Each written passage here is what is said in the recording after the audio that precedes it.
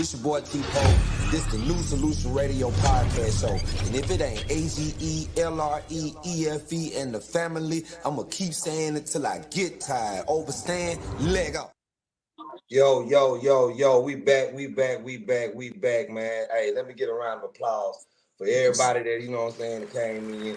You know, I know we've been out.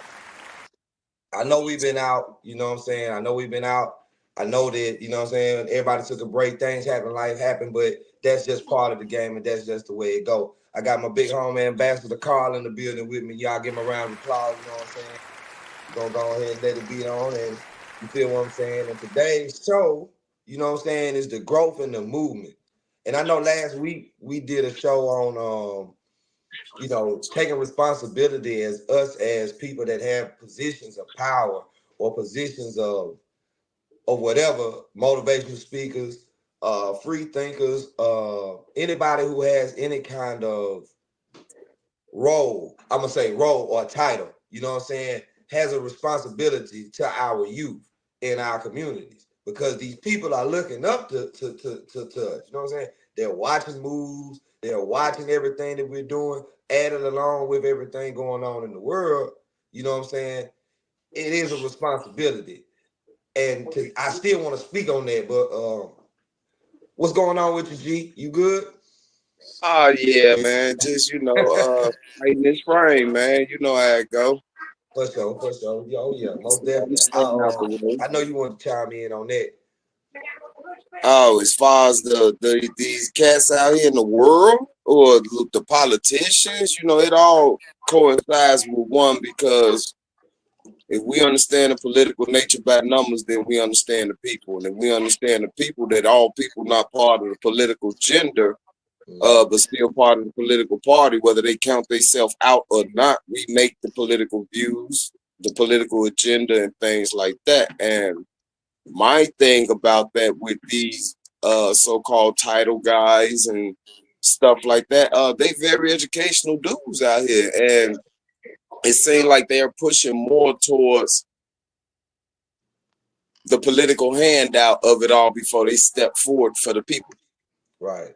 So when you start doing that, you start missing what the people can do as politicians for politicians. Like I said before, we're not making the bills no more. We're not writing the bills no more. We're not writing the laws. We're not going to legislative votings. We only voting for presidents and stuff like that instead of voting for these people that actually can help us. We looking at big names that's already in politics and not looking at these up and coming politicians and things like that. And by the time they get 50 years old, they already corrupted. You know what I mean? We got to start catching these politicians that's supposed to be for us if we're not going to write the laws and the bills and things like that. We're not going to go to the White House and things like that, or the wait, I'm in Ohio. We're not gonna go to Columbus and change the way of the narrative according to what the people need. Then we need to start getting these politicians early in life, and we need these so-called individuals that have positions in these streets. May they be up and coming politicians that's talking and walking in the neighborhood preaching about it, or they actually have some kind of affiliations and positions in the world that need to start leading their individuals into let's say a business state of mind, because we are being treated like businessmen and women. Right. And we need to educate that value of it. This is why education with us was added to our situation, to maybe get us out of the thought process that everything has to be done in violence, when we can actually come with a common sense approach in life, and a good approach in growth and movement to actually be a difference maker. And I acknowledge it wholeheartedly. Right. I mean, in my position, like, you know what I mean? My community requires me to give people responsibility, not make myself responsible so much no more. You know what I mean? You're needed. Okay, so if I'm needed, so are you. Right. I mean, if I am responsible, I never take a position that I have no authority over. Right. You know what I mean? I can't be the fall guy to say, well, yes, sir, no, ma'am, no this, no that. I agree with what I agree with. What I don't agree with, I won't. Right. You know what I mean? But at the same time, you do what the public needs you to do when you become a civilian in life. You know, a lot of people gangbangers or they call themselves affiliated, meeting into that situation. But I keep trying to tell these individuals that everything we have studied lead us to civilianship or citizenship or sovereignty or togetherness or unity. That's why it was called with us the big we. Mm-hmm. And you know, you got a lot of people affiliated with what we probably stood for. You know, everybody knows some of our stuff. The internet is crazy. But Right. if you understand what we is, then that is what becoming the we is, citizens. And if we are to become citizens, then we have a say-so in our communities. We have a say-so in the White House. We have a say-so in that city councilman situation. They can write us when they gonna start writing the people a proposal of what we want? Or we Yeah, have see that's rejected or declined or accept. but that's what I was getting at on you know, holding the responsibility of the people who are positioned. You know what I'm saying? Like you said, the people speaking, but we also, like I said, gotta hold that person or persons who in those positions that have been that they voted or however they got in, you know what I'm saying, responsible for what happens. And like I said, it's a big breakdown. So it's a big, Mhm. they say we got to take accountability of what we do, but they don't, you know what I'm saying? Is it So what reciprocated the happens same when way? we do start taking accountability? Do you see how many interviews some of these old heads are doing straight from Chicago alone?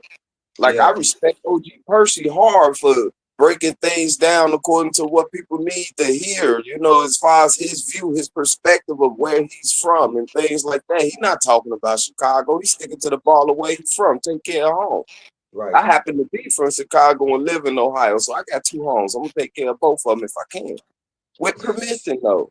right, This is what right, we gotta do as far as being some of these street leaders. Get permission, get in tune with your community, ask the community what you want to do. You know, look out for my nephew, man, when you out there with him. Make sure he don't get off his square. I could do that. You right, just got to be receptive to understanding that you led the chain and the ball for me to actually talk to him. right, right, Because right, some of these kids don't feel like you need to tell them what to do no more. They done made laws so well they can call the police on us. So we got to actually talk to our kids now. They put you in a position to actually talk to your kids now, ask them what they want. So when we gonna start doing that as parents too? right, You know what I right, mean?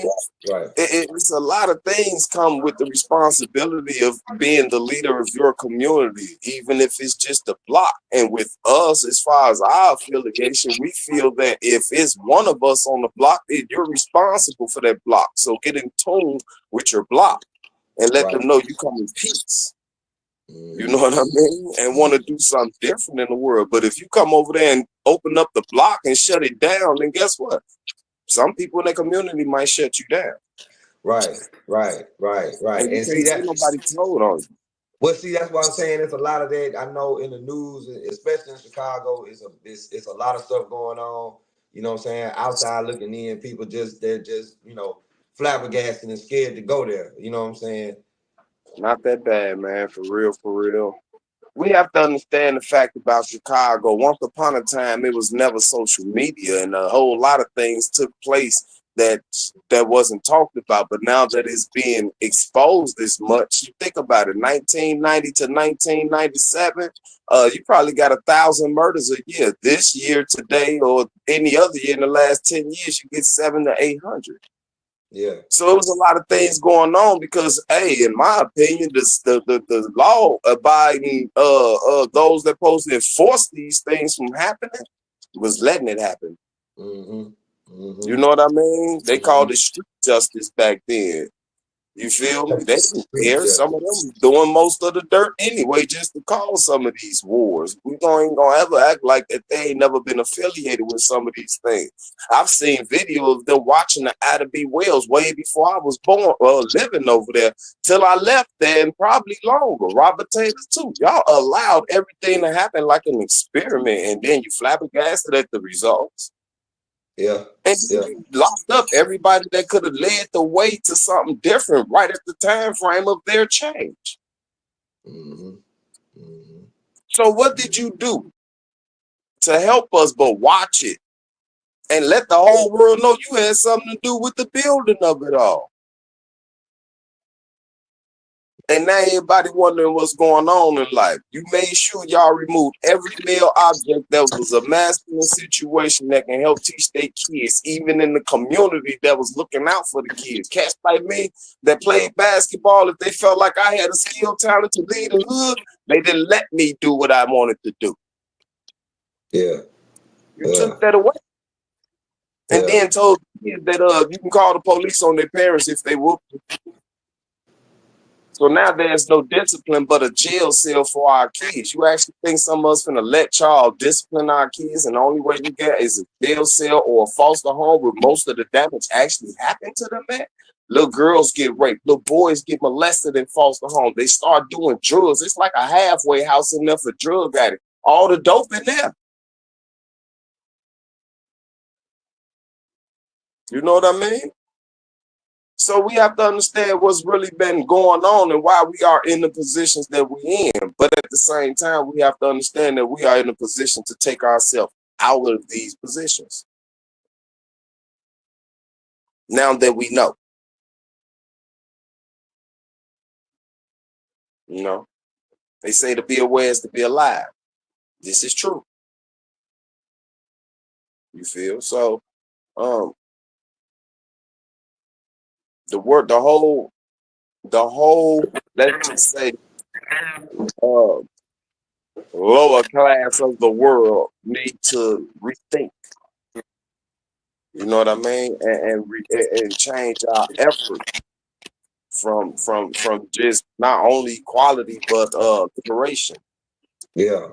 You know, we need to move in love and liberation. You know, that's true freedom, liberation. Yeah. So we need to change our growth and our movement. We need to educate ourselves. Even some of these guys that don't want to listen, man, they might want to rethink that not wanting to listen situation. Even if it's not to us, at least stay in school so you can find something out about why they probably misled us. Everybody got, you know, so that's all. You know, if you're a street leader, get these kids some responsibility. And if you are a street leader and feeling like you don't want to be seen and want to be low key, that's the problem. You actually have to come out. So you got to come outside, right? you can't stay in the house. You got to come outside. Your power. You have to come out and acknowledge your power, because sometimes word of mouth is everything from you. Right. Right. You know what I mean? It's from you. It is a new wave of things going on, and you got some of these old heads trying to guide the light to some of these dudes that's going to pick up on the wisdom, knowledge, and the understanding that they need to have understanding on how to do these things, because it's been set in tone as this what it is. So these guys got to come out. They got to become the Benny Lees. They got to become the Kellys, the Big Percys. They got to become all these guys. Right. The Roosevelt, the McCrays, the Hughes, the Mees. They got to become the Strongs, the Capones. They have to come out and say, yeah, I used to. But now, and still can, but I choose to elevate. Yeah. I want to be great in the world. We want to be immaculate in our conception of consciousness. And this is what we need, a collective consciousness of elevation in our growth. Everybody has to be on the same page, even if it's not the same accord. It got to be the same page. That's what the Brothers of the Struggle was about. It was all on the same page, so it became all one accord. Right. Indeed. Indeed. So this is what we need in our communities, and Black and brown and Mexican, all these cultures need to understand that this stuff is set for us to go against each other in our communities. So we need to go ahead and squash and eliminate what we know. We don't have to beef if we ain't got no problems with each other. Know that it was set in tone for us to do like this. No different than the weed law. They gonna pick on me and they gonna pick on you. They're not gonna pick on them. We know this. So why we keep beefing with each other on something that they already set in tone for us to be and we steady falling for the ball and chain. Or fall for the banana in the tailpipe. They can stuff that banana a whole lot more. That's why people constipated. Yeah. Yeah. That banana, and we keep sticking it on ourselves though, because most of the time when it gets stuck on us or stuck in us, it's from somebody we trust that Yeah. look just like us. So who do we trust? Indeed, that is the question that some are searching for answers deep, far, and wide, here and there, and yonder way. You know what I'm saying? Who do you trust? Yeah, that's the true Everybody story. say trust in God. Yeah, Everybody keeps saying trust in God, and we walking in that light of trusting in that faith and having the faith in that. At the same time, in our physical form, knowing that the Most High is a spiritual being of awakeness in our physical body, we're walking this journey, and we need to come together as such. This is a journey of growth, man. It's so much with that.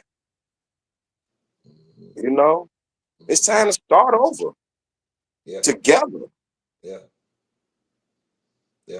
You know, and understand politics, understand numbers. That's why everybody say do the math. Do the math.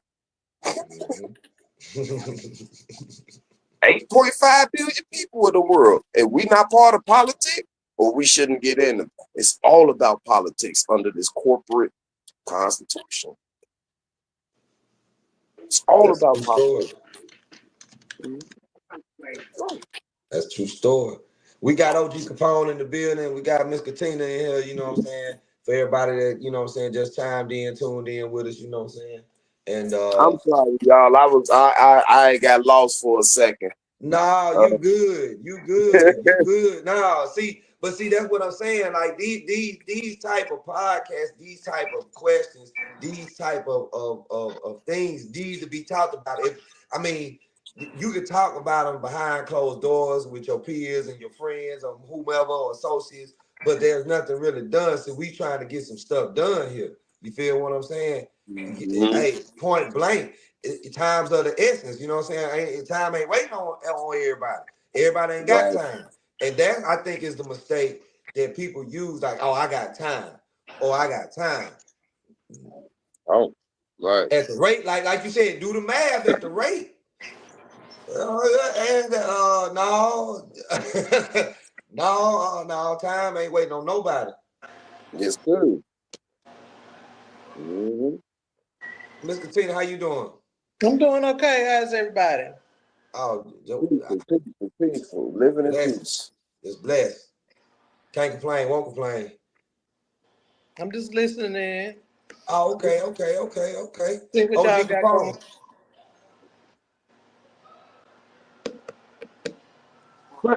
What y'all got going on, man? Hey, I had man, I'm gonna get my album or something, man. I told folks the show was at 7. I forgot it was at 6. Yeah, my man going bad.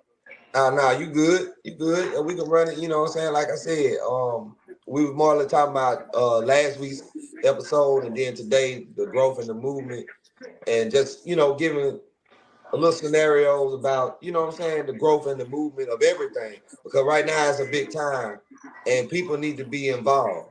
Whether you don't or you do, you still need to be involved in some capacity. You get what I'm saying? Yeah. I mean, man, I agree. Hey. Yeah, I do too. I just feel like sitting back, you know what I'm saying? Sitting back, not doing nothing, but got so much to say. I don't know. That's just me personally. I mean, you know what I'm saying? I know there's a podcast, so we supposed to be user friendly, but I sometimes want to just, you know what I'm saying, just let it go, but I just hold it back. You feel what I'm saying? This is the only media we have. Like I was listening to what he was saying. We're basically whistleblowers in Mississippi. The Department of Justice just came and ruled that violations in 2 of our counties, but it's all over. This is a cultural thing. And the only way that it's getting out is by media, because the news is not broadcasting our stories. True. That's true. And it's from Ohio to Mississippi to Alabama, y'all tune in. This is not just, it don't hit in your hometown, it's everywhere. You know what I'm saying? Yeah, I'm passing my story out by newspaper locally and on social media. Okay. Mhm. Mm-hmm. Yeah, yeah, you can definitely pay for a spot in the newspaper and write your own story. Right. Well, not locally. I had to drive all the way to Jackson to get my story told. Well, hell Wow. yeah. And They wouldn't Jackson even got give me. so much stuff going on right now too. Yeah, I went. That's the only way I can get in the mix. I go to Jackson and chime in with them. Yeah. Yeah. Yeah. There's some Well, you movement know, going on in Jackson right now. We definitely need the unity. The people are scared. I'm like, that's the only way you're gonna get your story out and get help is to come out. right. Like you said, you gotta come outside. You know what I'm saying? I mean, like I said, you can't just sit back and wait. For those who sit back waiting for it to just dissolve, I don't think that's ever gonna happen. You're gonna have to get outside, like you said, you're gonna have to show your face. You're gonna have to, you know what And I'm I'm saying? talking to these leaders specifically. You can't sit back and think the world is a mob movie, man. It is to them. We're not part of that cycle. We're the bombs in the mob in the mob movies that they trying to take advantage of. Think about these things, man. Like, can't sit back and tell someone to think you're gonna tell people what to do out there in these streets and in the world and stop this, that, and the other, and you ain't out there with them. Right. Right. You got to get out there with them. You know the code. Don't never send somebody to do something you can't do yourself. That's part of the statute of anybody. Mm-hmm. Mm-hmm. Get out there and make a march and want it to happen, and everybody in the community been complaining, but you the only one standing there and talking. Come on, you finna sacrifice me for what? So you can move after I'm gone, or But she that's what gone? that the mentality they want to use That's the you brainwash. right, crash dummy. You know what I'm saying? That type of mindset, and it's a lot. The ratio of crash dummies to people like what you're speaking about. You know what I'm saying? That's That's why how I my man know. always say, don't be the one. If ain't nobody moving with you, why are you moving at all? Because Right. it needs to be done too, though. You feel what I mean? So sometimes people, force us to be in that kind of situation. We are who we are. Right. We care, we have a heart. Some people probably crown inside from what they see, but they make their rewards in what they see by producing a difference from what they're seeing or hearing and things like that. We deal with everything. Oh, that ain't got nothing to do with us. It do. Look at the music. It's got everything to do with us. When it affects Yeah, one, it affects all of us. a Yeah. lot of our people representing us will call themselves representing us living like that. That's not us. Right. Right. That's not us. So Yeah. if we keep saying it ain't, y'all keep saying it is, then what are we to do? Let them have their way? No, I mean you really no. Because in the eyesight of how these people move in the political aspect, if you telling 2,000 people what to do in a positive light, and 1,200 of them dudes is moving in a negative light, you and probably 100 of the guys you dealing with telling them to move in a positive light, going to jail because they associated with something negative in the cut. Mm-hmm. Mm-hmm. So they put you in a lose-lose situation. Yeah. So then you have to disassociate yourself from them 1,200 and hope the 800 is still moving on the ball, but now you're going against your people because you had the opportunity to change them, but you didn't. But you got to go sit in jail for them to actually realize that you was a good guy. Not the good guy role, man. No, man. You had to go to good guy. That's what they do, bro. That's what they do. And then once all them 1,200 turn their back, the rest go and follow. Now the people that turn their back on you, then they Malcolm X you. Yeah. Well, you got the real criminals is the politicians. We And know it. And the people that they send to jail is the one they're making money on. So it's just a mess. I'm looking at the whole cycle like this. This is crazy. But to promote that's negativity in the world, they have to expect that the world will produce negativity act. So that's part of the ball and chain for you to go into a prison system. That's why we talk about the movies, the music, and things like that. So they keep saying this stuff is not real, but y'all said tobacco wasn't addictive. See what I'm Tobacco, saying? man, They tobacco said worse tobacco than wasn't weed, man. addictive, but they saying the music and the movies ain't Tobacco having worse people than produce weed, this but stuff. I don't know what they put in them cigarettes. Same thing they putting in the movie, a brainwash. Yeah, yeah, Same yeah. thing they putting in the music, a brainwash. You know what I mean? Well, I So look. I'm gonna look at. I look at it like this. The way things going right now, and the way they putting it to people, people confused because this is a you can, you can't society. You get what I'm saying? yes, sir. Can you picture you can do this, but you can't do that. Yeah. But them same things you can smoke, but you can't smoke in here. So basically, if you can do bad out there and go to jail, but you can't be good after you've been bad, or we're gonna put you in jail. You can be good or bad and go to jail where they putting it right now. Yes, I sir. mean, seriously. Yeah, So, yeah, yeah. That's so what You it can. where's is, the baby. separation? They They, taking the separation out and not confusion set in. Like, am I doing the right thing? So everybody, the whole world walking around on eggshells, wondering, am I doing the right thing or the wrong thing? Huh. Well, right, because what we were taught right from wrong, somewhere along the line it got lost. You feel what I'm saying? To me, that's just my But is opinion. that Now, how I'm they not. create? Is that how they create people to go it's against not. their own people? It's the same thing. It's just more blatant now. The Constitution was for us. It's no law for them, and it's sad, but it's the way it is. Where's the separation? Which Constitution? Because I mean, the media gonna dress up stuff. You know what I'm saying? So certain events happen. I'm not gonna speak about it, but when they start sacrificing innocent people for the sake of justice, that's where the confusion come in. They call it humanitarianism and patriotism, that some people have to die for the greater good of the rest of humanity. They live Collateral off of that principle. damage in war, basically.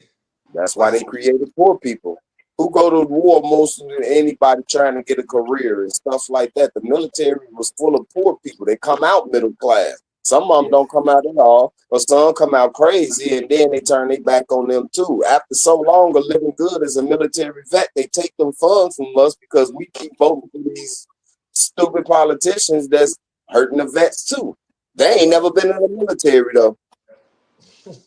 And sometimes that's rigged. They rig it so we don't win. They change the what is redlining when they change it where the blacks is separated where we don't win. You know, it's staged for them to win no matter what.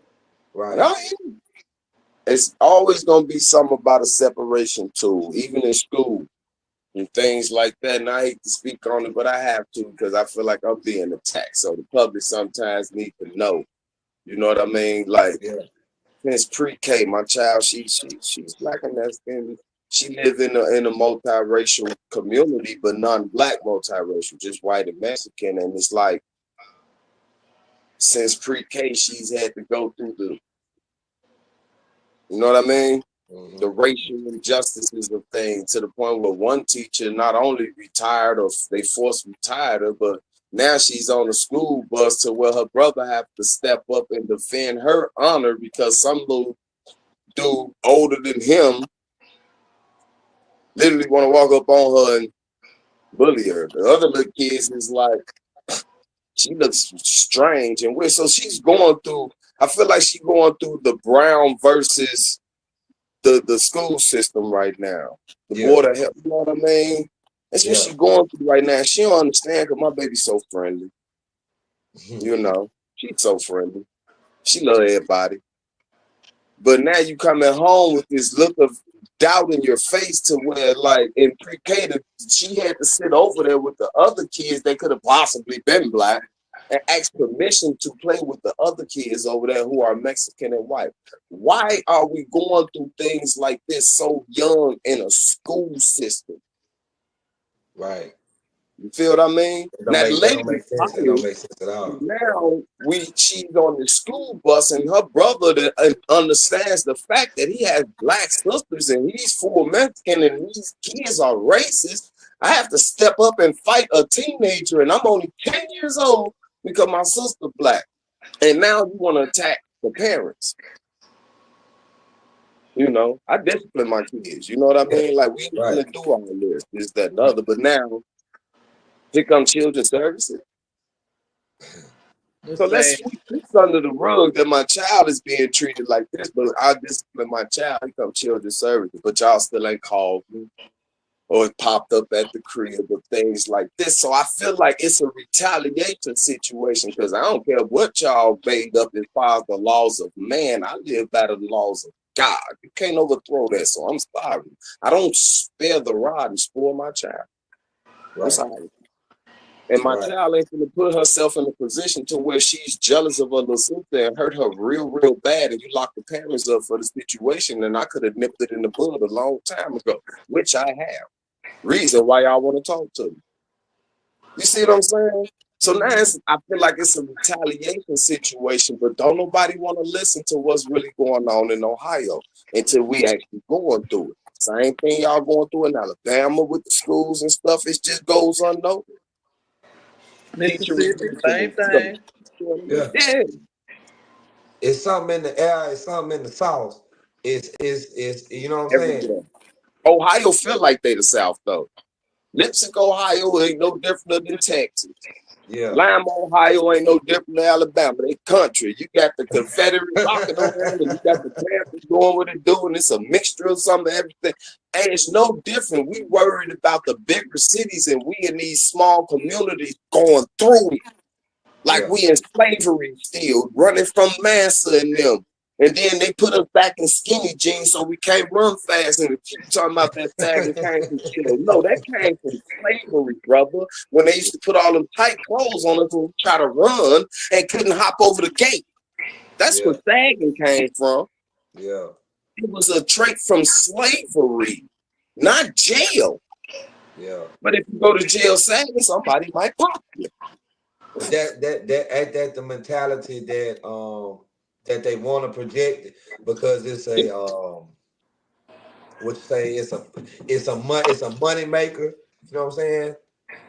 Man, you got to facilitate you have to facilitate and pacify the stockholders that's involved in the, because everything is made of in corporate matter, so to speak. You know what I'm saying? Made that possible. We're gonna go in history with that one. Who made that possible?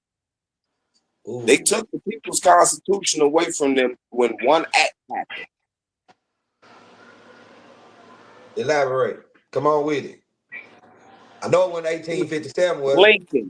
When Lincoln did the Constitution situation, the Immaculation Proclamation, the Independence Day, all that stuff, and called himself free and slave, he put the Constitution into a corporate bank of business. That's why the North and the South went together, because they was losing slaves in the South. He was freeing things, and people was moving along on their own in the 1800s.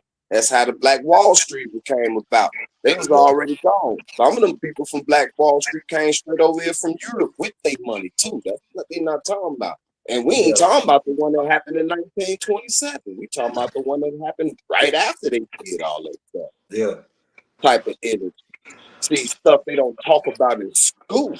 So when Lincoln did that, he turned everybody into a corporate situation. That's why Pope last name, Stokes last name, Washington last name, everybody is still on Wall Street as property to the world. That's why we got Social Security. Yeah. Everybody on the planet right here in America is actually a worker. Not me. Yeah. And expected to work for other countries. That's why most of our taxes is going to Ukraine, Saudi Arabia, things of these nature to help other people, but we can't even give shelter for the homeless here. Yeah. They're trying to put the homeless in jail to make them inmates so they can make money. They ain't got no more nut houses for them. They turned down all the nut houses. So if you commit a crime out there, pull this whacker out and take a pee in the alley because he ain't got nowhere to go. It's a sexual assault case or whatever, public send them to court, put them in the jail. Yeah. They don't have to do anything in certain places. They take them to jail for being homeless now. What Yeah. happened to all them homeless people that were supposed to get them stimulus checks when they first jumped out and they had to return them all because they couldn't find them homeless people? And then you just stopped hearing about homeless people for a while. All the homeless people now are new. Look how young they are. Yeah. Yeah. They Pretty pocketed man. that money though. They you know what I'm saying? You already know They that. spent that money with Ukraine. All our child tax credits and everything that they've been taking for the last 2.5 years since they gave that stimulus check. We ain't had child tax credits since. All that stuff going to somewhere else, man. And it ain't They taking it. They've taken it so they you won't taking get it. They money talking about back. we're not You eligible for can't get money child back. tax credit no more when you go to these places. But when you go online to the SSI and all that stuff, they're saying we're still eligible. So you have to refile your taxes. Right. To them. I don't mean to cut everybody off. We're gonna bring on somebody very special, you know what I'm saying? You know what I'm saying, for the Nation of Islam. And they're gonna chime in on the same things that we talking about right now. And I want y'all to keep this what they say, keep that same energy, you know what I'm saying, right there, because this finna get deep. You feel what I'm saying? Welcome to the show, everybody. Welcome to the show. Give you a round of applause. I'll give you a good round of applause. Let me get it right together. Here we go. Oh, brother. There we go. Give you a good round of applause. You know what I'm saying? Welcome to the show. Peace and blessings, everyone. And as we say as Muslims, Assalamu alaikum simply means peace be unto you. Peace and blessings. Yes, sir. And what I'm just getting on, I need to catch up in terms of what the subject matter is. What's on deck? You know what I mean? Okay, well, first, the main subject is the growth and the movement. And we talk about our communities as people with leadership positions that have, whether it's civil rights, whether it's, you know what I'm saying, you motivational speak, or you in political or whatever, we all have a responsibility to our youth. And somewhere along the line, it got lost. Yes. You know what I'm saying? The teachings that were taught to us as we were, you know, when we were young about what's right, what's wrong, you know what I'm saying, what is, what ain't. Well, brother, I mean, just coming off the cuff, first of all, I want to thank my brother OG Capone for the invitation.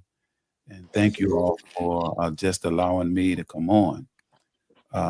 I see, as a student of the Honorable Minister Louis Farrakhan, the ears of our people are sacred because we've heard a whole lot of stuff, if you know what I mean. We didn't heard this, that, and the third. We didn't hear from a lot of different people, you know, pontificating a whole lot of different perspectives. And but the responsibility of leadership, I think you said, as it relates to our youth. I think in a time where the movement, brothers, or the struggle for the advancement of our people has essentially been monetized and placed on social media platforms and for purposes that are not necessarily analogous with the goal of raising the level of consciousness of our young people, that they may be equipped to make a meaningful contribution to the evolving cause of our progress. That's part of the problem. There was a time when we were genuinely concerned at the street level with what was going on with our young people, notwithstanding being given a microphone, a spotlight, or a platform. There were people out there grinding every day at ground zero, doing what they can to help make things better for our people in general, and particularly for our young people. And those kind of people are needed. And to be quite honest with you, I see the street tribes as those brothers and sisters that are at ground zero, that are out in the street every day. They hear the gunshots and wake up and make the phone call and that kind of thing. They're the ones that take the gun off the young brother and say, look, man, you might need to think about this.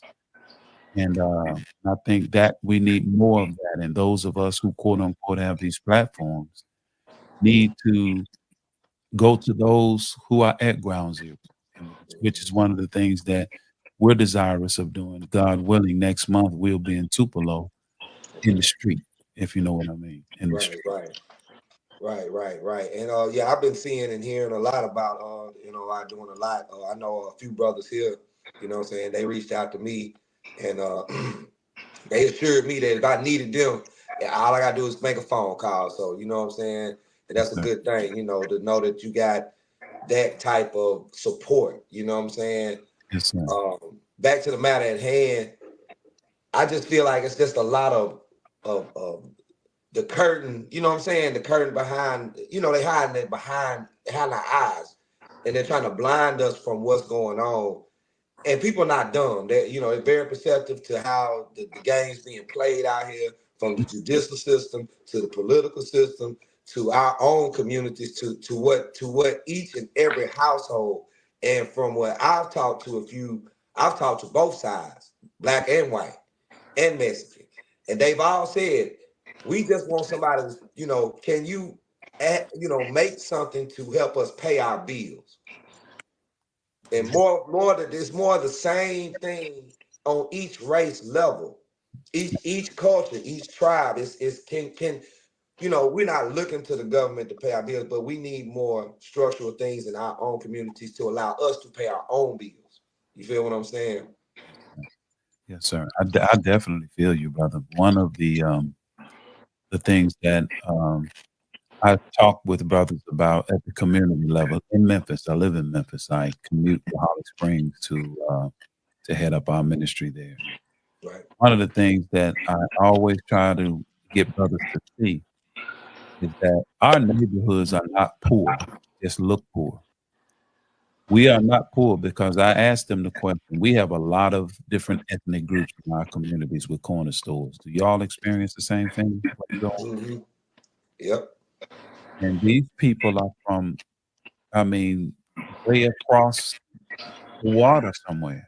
You know, they're coming from places like Yemen and Ethiopia, places in Africa. And they come all the way over to the United States, and they come in our community, a community that according to perception is poor, but they set up a corner store. So the question I ask brothers and sisters too, what would make a person come halfway around the world to America, to what is called the hood or the ghetto, and set up a corner store? Couldn't they have done that where they were from? What do they see about our community that we don't see? And I believe humbly, brothers and sisters, is what they see is a group of people who do nothing in terms of providing goods and services for themselves.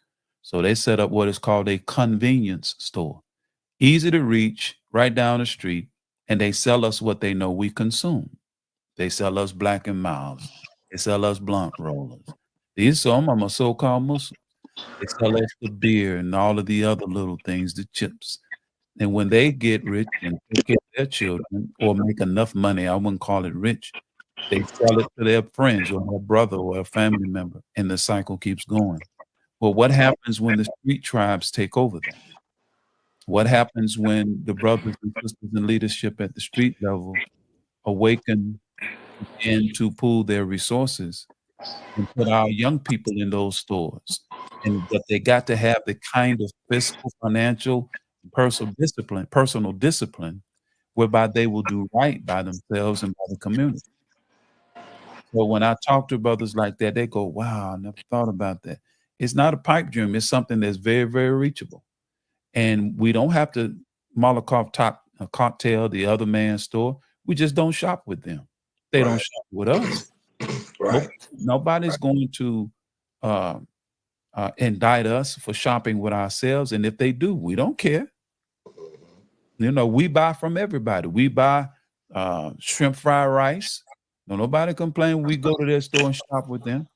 Well, we need to establish, starting at a small level, man, in neighborhoods. We already have the network in terms of street organizations that are organized and have leadership. All we need is the guidance, the discipline, and the military wherewithal. The military wherewithal to discipline the street soldiers to whereby we become economic soldiers. Because more people eat than get high. Because I tell the dope boys, how many people get high? They go, a lot of people want Muhammad's paper to be made out here. Then I ask them, everybody don't get high, do they? They say, well, no, not everybody, but a good number of people. I said, well, how many people eat? Right. How many people drink water? You know what I'm saying? How many people need toothpaste? How many people need washing powder? How many people need a bar of soap? Right. So what happens when we start doing that at the community level? And we own the corner stores now. And we got little plots of land where we're growing food. We got what is called Tammy's Garden in Holly Springs, Mississippi. I went and checked on it today. Just 100 feet by 25. Little garden we're gonna put a house on, and we got food growing already. What happens when and it's gonna happen because I got a garden in my backyard. What happens when we pull up the squash, the cabbage, the peas?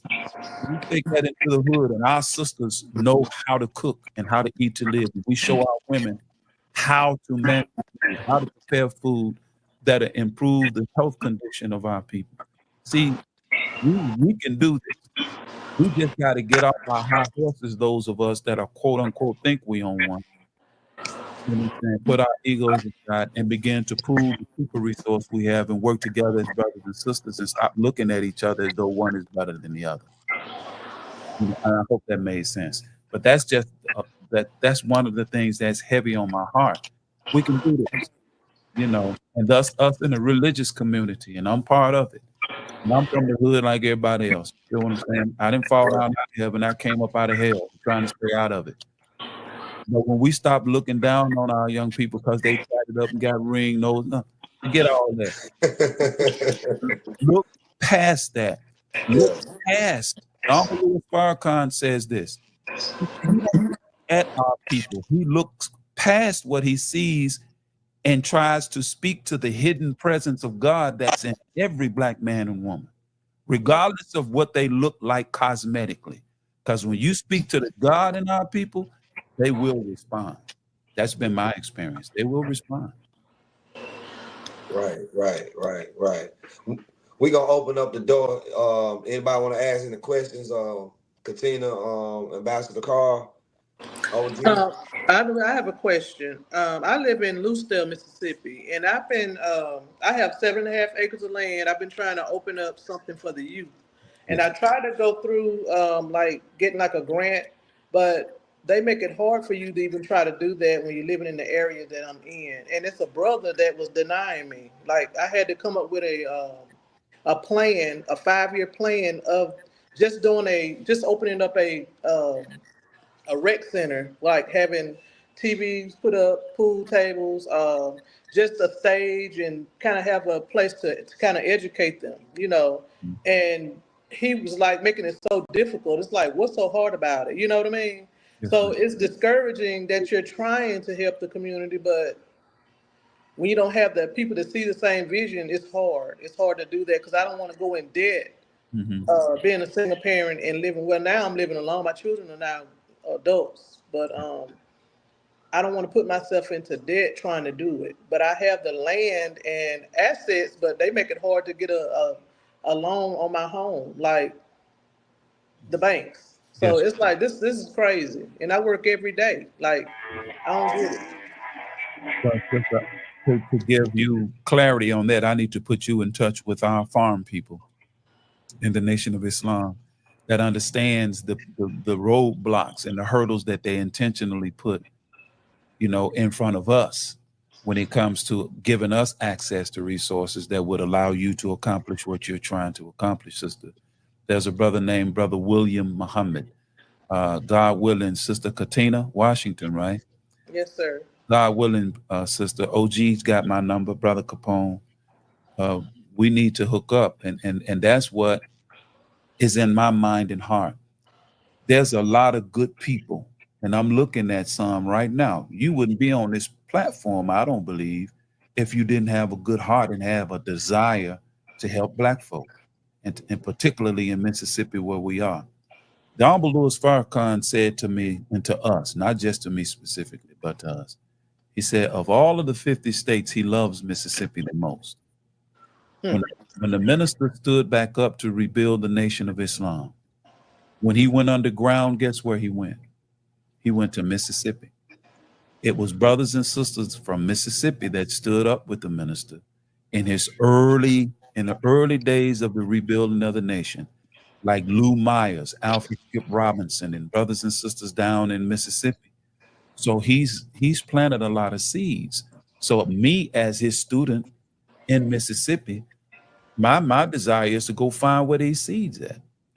And I've only been in Holly Springs now 5 years, a little over 5 years. And I'm learning that there are a lot of brothers and sisters in Mississippi. And you know Mississippi, you know how black folk treat Mississippi. Mississippi, It's 40-some% now. You know, it's a lot of blacks, yeah, and it's the blackest state in the country. and it's hard because a lot of them is in fear. I've been dealing with Capone now. I came on here to tell my story before. Previously, I was assaulted at a state prison up in Greene County. I was assaulted by a white inmate, and they covered it up, and I wanted to press charges. So I went to the sheriff. I resigned due to fear for my life because they didn't do anything. I went to the sheriff. The sheriff did not want to press charges. I never met the sheriff, never met the DA. They had me to go before a grand jury supposedly, but there's no charges. So I'm in a federal lawsuit right now as a lawyer myself because I couldn't find a lawyer to represent for me. Wow. I got an advocate, but he can't be my lawyer. I have to do it myself. So it's just challenging all the way around. And I'm from here, but we have so much. We still have Confederate flags hanging at our courthouse. Yes, That's a whole nother ball game with me. I was in the paper for that. It's like it needs to be a change, but the people won't step up, you know. And the people that we have in place, in power in Mississippi, they sold out. yes, ma'am. Like I was assaulted. I'm suing the sheriff station, the DA office, the MBI, and the prison to where I work. No one has called me. Wow. I've had 2 surgeries. They supposed to have been a simple assault when it was an aggravated assault. You know, it's just a lot of things, and they ignoring it. You know what I mean? So I got a lot going on, but I've been trying to help with the community, and it's like a dead end no matter what. Yes, ma'am. I hear so many of these kinds of stories where the police is just in Mississippi, man. They just do what the HE double hockey sticks they want to do. You know what I'm saying? Yeah. They shoot people, they lock people up for nothing. And the biggest enemy of black folks in Mississippi, I'm learning, is fear. You know what I'm saying? And disunity. Because I don't believe, and we don't believe in petitioning a political and judicial system that has clearly demonstrated to us that they're not going to listen to our cry. Well, let me explain. I did a 500-page petition for 8 different counties for the workers that work at the prison. I sent it up to the governor, the attorney general. Mm-hmm. Nothing. They're not going to hear it. So it's like asking a lion not to eat you, and the lion is starving. So. yeah, I've written up attorneys, went to the Mississippi Bar Association. I did everything possible, and they roadblock. So yeah. It's crazy. And what that says, dear family, is we're gonna have to turn within. We're gonna have to find as many like-minded people across Mississippi, and that's what makes these kinds of podcasts you brothers are doing important. You know what I'm saying? Because it's the line of communication to disseminate information, so we can have people in various places throughout the state. All of these small black towns in Mississippi need to have a cadre of people there that's plugged in to the whole body of us. Mm-hmm. You know what I'm saying? So we can go above the state, because Tate Reeves is not going to listen. We need, and we have in the Final Call newspaper, the conduit by which it can be made known, not just throughout the U.S., but around the world. See, your story, sister, needs to be in the Final Call. These stories of things like when Rasheem Carter got killed down there in Taylorsville, and they found that baby's remains. He's 25. I mean, excuse me, but damn, this is 2024. Yeah. I'm sorry, I'm a cussing preacher. I have, you know. That's all right. Are you good? Hey, that's showing truth. I like that. I mean, we ain't one of them. Like this platform is for you to express yourself. I've met some preachers that don't preach, and that don't curse, but they don't do nothing. I mean, NAACP, don't get me started. Yes. So we've all been there, done that. You know what I'm saying? Yeah. Hey, so if you come on here, you can be yourself. You ain't got to. We don't sugarcoat nothing, Nathaniel. We don't sugarcoat nothing. Yes. You know what I'm saying? Yes, sir. Yes, sir. But to hear that this is my brother Najee, and Hold on, excuse me, brother Najee. Yes, sir. I'm on the platform, man. I'm talking to brothers and sisters. Yes, sir. I was gonna see if you're gonna put your title or you just. I just put my name on so the people know who they're talking to. That's all. Okay, yes, sir. I'll do the same. Thank you. Yes, sir. Walaikum salam. That's my guy right there, man. Love that brother. But you know, on business. He coming in here standing on business, y'all. For everybody that watching, this man standing on business. He's standing on business now. I met some wonderful brothers and sisters since I've been in Mississippi. I can't wait to meet you all that will be in Tupelo, God willing, next month. But sister, the kind of things that I've been exposed to, the way these sheriffs just do what the hell they want. I done got word that the white officer that arrested the 11-year-old boy in Senatobia has been rehired somewhere in North Mississippi. You know, That's what they do. That's what they do. They move from all of the people that I'm suing. They left the prison because of what happened to me, but they still work for the state. One of them is with MBI. One of them with the sheriff's station in Hattiesburg. It's like they still get a pension. Like I'm like they are criminals. I went to the Department of Justice in Jackson. They came down and had an emergency meeting for the sheriff. So I kind of bum rushed that and was like, this is culture. This is the culture all over the state of Mississippi, you know? And I'm like, these people are committing crimes and still working. Like I had to resign and I'm the one that was assaulted. Yes, I don't know what the sheriff looked like. I went twice to press charges. He never called me. I don't know what the DA looked like. I demanded to be seen. And I've been up there 3 or 4 times and have never met her. I had to go online and see what she looked like. Yes, ma'am. The attorney general refused to see me. Like she told me to get a lawyer. I am your coworker. I am a citizen and a victim. And you telling me to get a lawyer and you're representing 4 of the people that I'm suing. I'm suing 13 different people. Wow. Well, you know, brother Malik Zulu Shabazz, y'all heard of him? I met him. Does he know about your story? Yes, he knows, but it's just so many. He's dealing with the sheriff plus the people that's calling in about the complaint. So he was saying that it's going to be years that he's going to be, tied up. So, but I couldn't find a lawyer to take this case simply because a lot of these lawyers with that prison, it's worth billions of dollars. So they're kicking back. They know the people that I'm suing, or they don't want to get involved. The judge that I was trying to contact, he resigned. He retired. Like everybody got out the way, but it's like no. I had to do my own warrants. I had to pay for it and make sure that they got delivered because they wouldn't do the judge refused to have the court marshals to go out and serve them. I had to pay my own money and deliver myself to the sheriff stations, go out to all the counties. We're in a hell of a situation.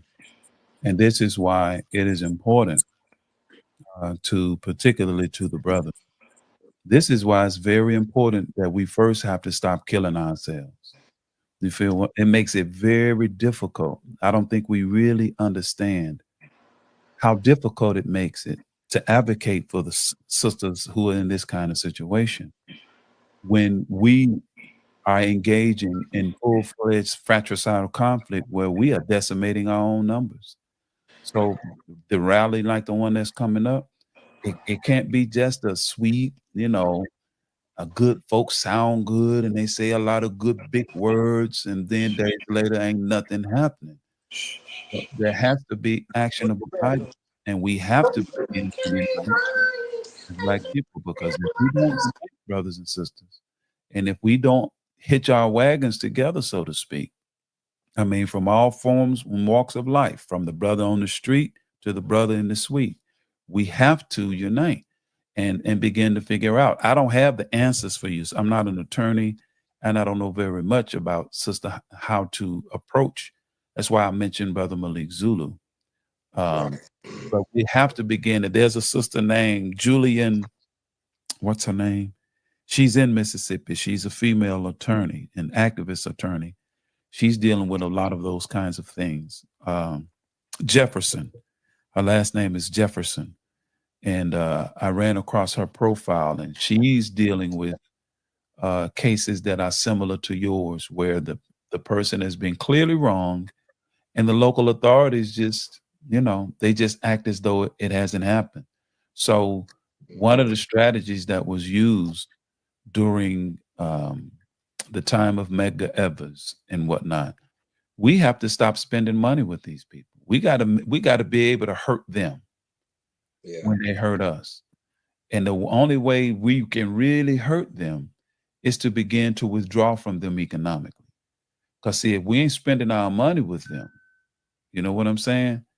And we're not supporting their businesses, that presents a study that history. They begged when Medgar Evers and them boycotted down there, and I can't remember where he was. Was it Meridian? I forgot. The history escapes me. But they began to beg those brothers and sisters, please come downtown and shop, please. And see, our problem is some of us as clergymen, we're the gatekeepers for the oppressor. And it be our own people that give us hell. So now we have to turn to the young brothers and sisters that are not afraid. Because the old God, they're just simply scared. That's a lot of the problem, at least that I have seen.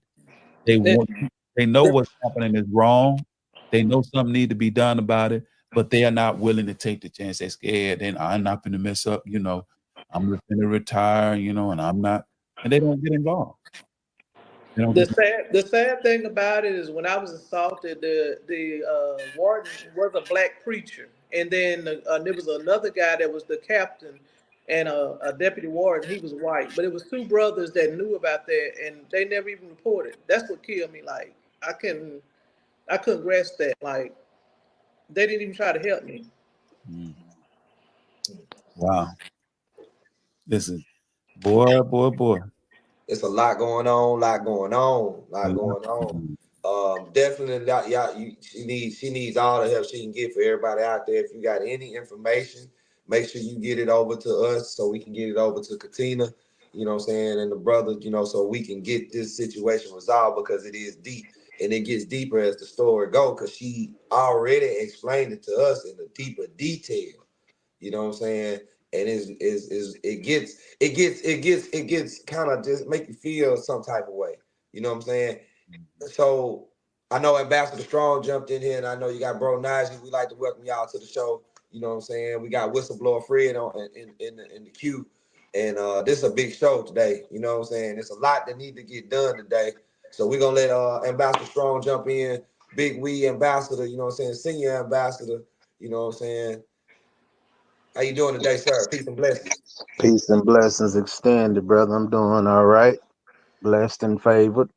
I know that's right. Good to hear your voice, man. I ain't talked to you in a little while. I'm always in the trenches. Bro. Indeed. So I'm pretty sure you got some questions or something you want to shoot out there. You know what I'm saying? Well, first and foremost, I didn't catch the whole story, but as far as what I did catch, as far as the lack of involvement and support and unity when it came to the issue at hand. Like I said, I don't know the full story, but I know that the sister wasn't getting the support that she should have been getting or should be getting up until this point, I assume. But one of the biggest issues I feel, the brother said that the older generation is afraid. And for some part of it, I feel that that's true. You have those that are afraid of losing what they feel they have established. Not understanding that, as we can see, if we just pay attention, those kingdoms fall quickly. Right. And we don't know. We don't even wait on the proof before we start throwing our stones at the person as well. We join in so that we can blend in and hope that we can slide by and gain favor when somebody remembers that we stood against those bad guys too. But there's a story about a mad dog, and it was a good dog in the beginning, but the master would come in and the master would beat the dog for no reason. In the beginning, he showed the dog love, so the dog loved his master. But then the master began to beat the dog on a daily basis. The dog would see the master come, he'd run to the door, the master in a bad mood, he'd beat the dog would cower. And one day the dog got tired. So the dog fought back. And the master shot the dog and killed him. So when he had to go to court and he stood before the judge, he convinced the world that the dog attacked the hand that fed him, that the dog attacked his master. So he had to be put down. And this is kind of the situation that we face today. We've been put in a position to where we have to fight back. And we have to fight back if we don't want to be beaten to death. If we don't want to be stomped to death and starved and forgotten about in these warehouses, we have to fight back. And a lot of these brothers and sisters know that when they go stand before the judge, the killing will be justified, whether it be on the streets or whether it be locked away in these penitentiaries and forgotten about, because they know that raw emotion and passion ain't gonna get it done. We lack strategical tact because we lack the knowledge in order to formulate it, or we won't come together and do it. See, there's plenty of power in unity, because what I might not see, you might, and what you don't see, the next person might. All working together towards the common cause, but we have to agree that we have a common cause. I can't feel like it's not my business. I can't feel like he deserved that.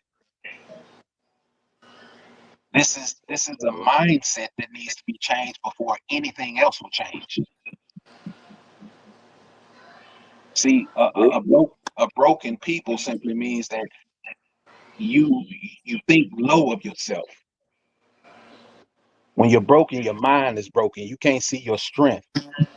You can only see your weakness. You can see what you lack, and you don't see what you possess. That's why you're on a constant quest for more, because you haven't learned to tap into what we already have. And what we lack, and we find in our brothers and sisters. So as the brother said, unity is key, but it's going to take a re-education to make that happen. And it's going to take those that are willing, even though it may seem like that little finger poke ain't doing nothing, you have to continuously keep poking. You have to be the change, even if you're standing by yourself.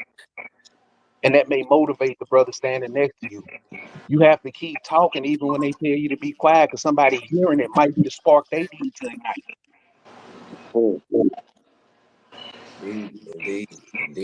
Indeed.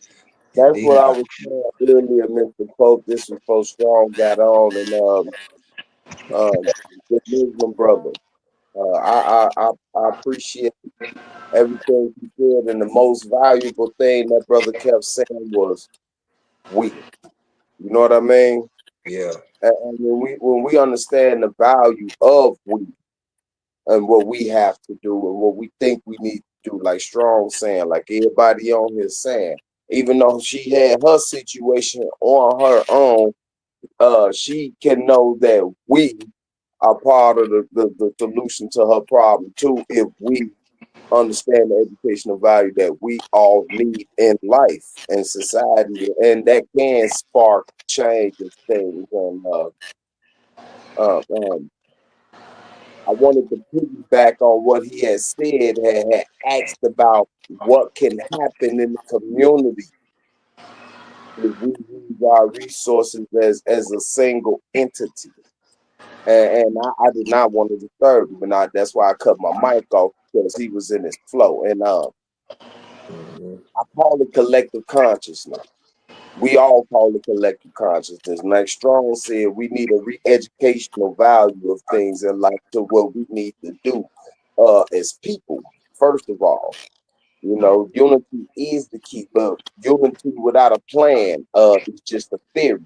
So we need practice, and the education value of us needs to be applied like expeditiously, bro, in the change in thought process of what's they feeling it is in the streets. The streets has to know that there's a bigger picture to your street quality, bro, because one day you might have to stand here for your streets. You know what I mean?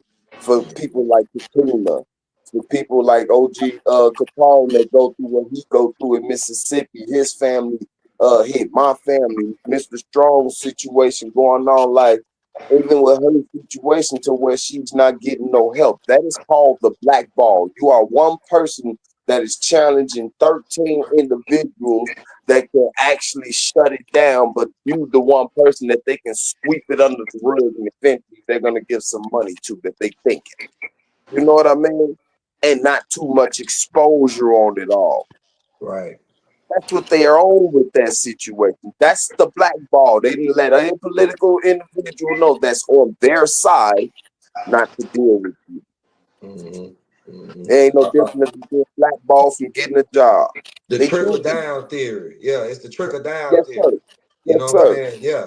And like But the Strong was thing about it, I'm still working for the state. and we know this. I'm their co-worker, and that's the sad part. Like, how y'all come up with that? Again, like we said, that's casualties of war. Just like the Yeah. whistleblower, just like Fred, casualties of war. Yeah. Y'all are the subject that basically is the test subjects. They've been doing this shit. Excuse my friend, they've been doing this stuff for so long, and then now it's catching up to them. It's getting to the point where they can't sweep it up under the rug. They're gonna live it out, try to offer y'all a little bit of money so y'all be quiet. But then y'all ain't being quiet. So they playing still at work. Worst So they thing gotta can happen right now is if they hit the news. That's when they gonna want to talk. Yeah. But see, the news in bed with them the also. news is suppressing it. I've had to pass They in bed out. with them also. So and with politics, it's a left wing, right wing. NDC, well, I ain't even gonna say the names because I don't want to get hit with that. So the whole case is a conflict of interest anyway because everybody know each other. That's like the prosecutor is married to the defense attorney. Yeah, conflict of interest. Yeah. It's a conflict of interest around the whole board because don't nobody want it to be out there. So we're gonna do whatever we can to backlash it. So ain't that kind of like a duress situation? Maybe. Yeah. Thing is, fam, is duress so she won't keep going farther with this situation. I mean, and you ain't threatening to not deal with the situation. You just blatantly showing her that you're not going to deal with it. It's a big conspiracy. That's what this is. It's all a conspiracy, and that's what my charges is against them. It's conspiracy, and that's what they've been covering up. And I've been letting them know every time y'all cover it up, you committing more conspiracy. You making the charges big on yourself. Right. So when it all come out, you gonna make yourself look even worse. And that's what my charges are. The same thing, conspiracy of all the agencies. But what are y'all conspiring? What are y'all conspiring? I know the definition of conspiracy, but what are y'all conspiring to them covering up a crime? They covered up a crime that I was assaulted, and they're acting as if the inmate. This is what get me. I just tried to look this inmate up. He is nowhere to be found. I could pull up the president. I could pull up O.J. Simpson, but this man they scrubbed him out the system completely. He said I can pull up the president, I can pull up O.J. Simpson, but I can't find him. He ain't nowhere to because they probably already paid that brother. Yeah, that don't make no sense. They probably already paid him. It's a couple people I'm looking for in the penitentiary because it was like, wow, you just disappeared, but we know you in jail, but I can't find him. He's never been charged. That's the whole thing. They had me go to court, but I'm like, no. And they dropped the charges due to my character and they not having enough information. But I had 200 pages worth of information. If y'all would have investigated, you would have known that. And where's the charges? There's no charges at all. Well, only thing, that's crazy. Like, and there's no answer to the situation other than having to wait it out and see what they do. But I guess the more people that can expose the situation, like when you first told me about it, I made sure I sent it to a whole lot of people. I think I even put it on Twitter when I still had the account. I think the more exposure that, especially from different states, we got to work as a team around here. The more exposure to certain things in the world, and you have no other choice but to pay attention to it. And like Strong was saying about the re-education value of things, I just wanted to add to that these street guys have to understand too that they are part of a systematic situation that they can't end up being in a system. Okay, Mhm. you need to play parts into this system as building a new world for yourselves, not us. Yes. We already here. We already here. We just doing what we can. But it's up to y'all now to create a system that's more comfortable for y'all and your people and your community and things like that, because they're gonna try to find a way to always keep you on the bottom of the situation. And without an economical plan, a unified plan, a corporate plan as an individual first in yourself to educate your value in life, you're gonna reach your lowest potential when you need to be standing on your toes. Right. They Right. We're have gonna pass the torch. We're gonna pass the torch, brother. Yeah, Abdul, go ahead and kick what you was finna say. Oh no, I was thinking on what it sounds like to me for our sister. If you reach a point, sister, where they are actually impervious to your attempts to get them to come clean. And I thought about it in terms of, fighting. When you have an opponent where you're trying to get a headshot in and you just can't get one in, you got to go to another part of the body. You feel what I'm saying? Until he has to cover that part, and then he opens his head up, then you can take the headshot. Well, that's what I mean by, we have to seek other avenues by which to hurt them. And the one thing that they are most afraid of is for us to unify. For yeah. instance, let me give you an example. They're getting ready to build a new anywhere from 80 to $120 million jail down there in State County. Hines County. Yeah. Yeah. Brother Charles Moore, he was on my podcast and he was telling us about it. Well, they're building that jail with the expectation of putting black bodies in it. Let's just be real. It's like building a hotel. You don't build a hotel unless you expect somebody's occupancy. You feel what I'm saying? So they're counting on us continuing the behavior we're engaged in that would lead to that jail being filled up, and they get that money, jail is business. That's prison has nothing to do with crime and punishment per se. It's more of a business than it is anything. And it breaks in big dough. That's what they build in these smaller municipalities. It's recession proof. They learned that the prison industrial complex, minimal investment, high return, and it's recession proof. Okay. In these municipalities, these smaller ones in particular, that's how they generate their revenue. Well, if they're gonna put a prison in the jail in these small counties, they gotta lock somebody up. So who is the most vulnerable community? It's the black community. Well, they're trying to take over Hines County anyway. They don't. That's the fact that that's the capital and it's mostly black. That's why they won't fix the water system. It's just another part to deprive them. And Well, but run out. how do we combat it? See, sister, if we don't accept the fact that we got to clean up our lives and take the stick out of their hand that we give them to beat us with. I agree. I tell brothers, look, brother, look. I know our lifestyle. I really get it. But if we genuinely want this to end, brother, you cannot be driving down the street with bag tags, your car smell like 50 pounds of weed, you know what I'm saying? And you got 10 guns in the car. And then the police stop you and search your car. You giving the man the stick to beat you with. Correct. I understand exactly what you're saying. We have to be good to our young people to help them to understand. They said you. They're going to legalize marijuana. What's the pot plants and where they can grow weed and municipal weed.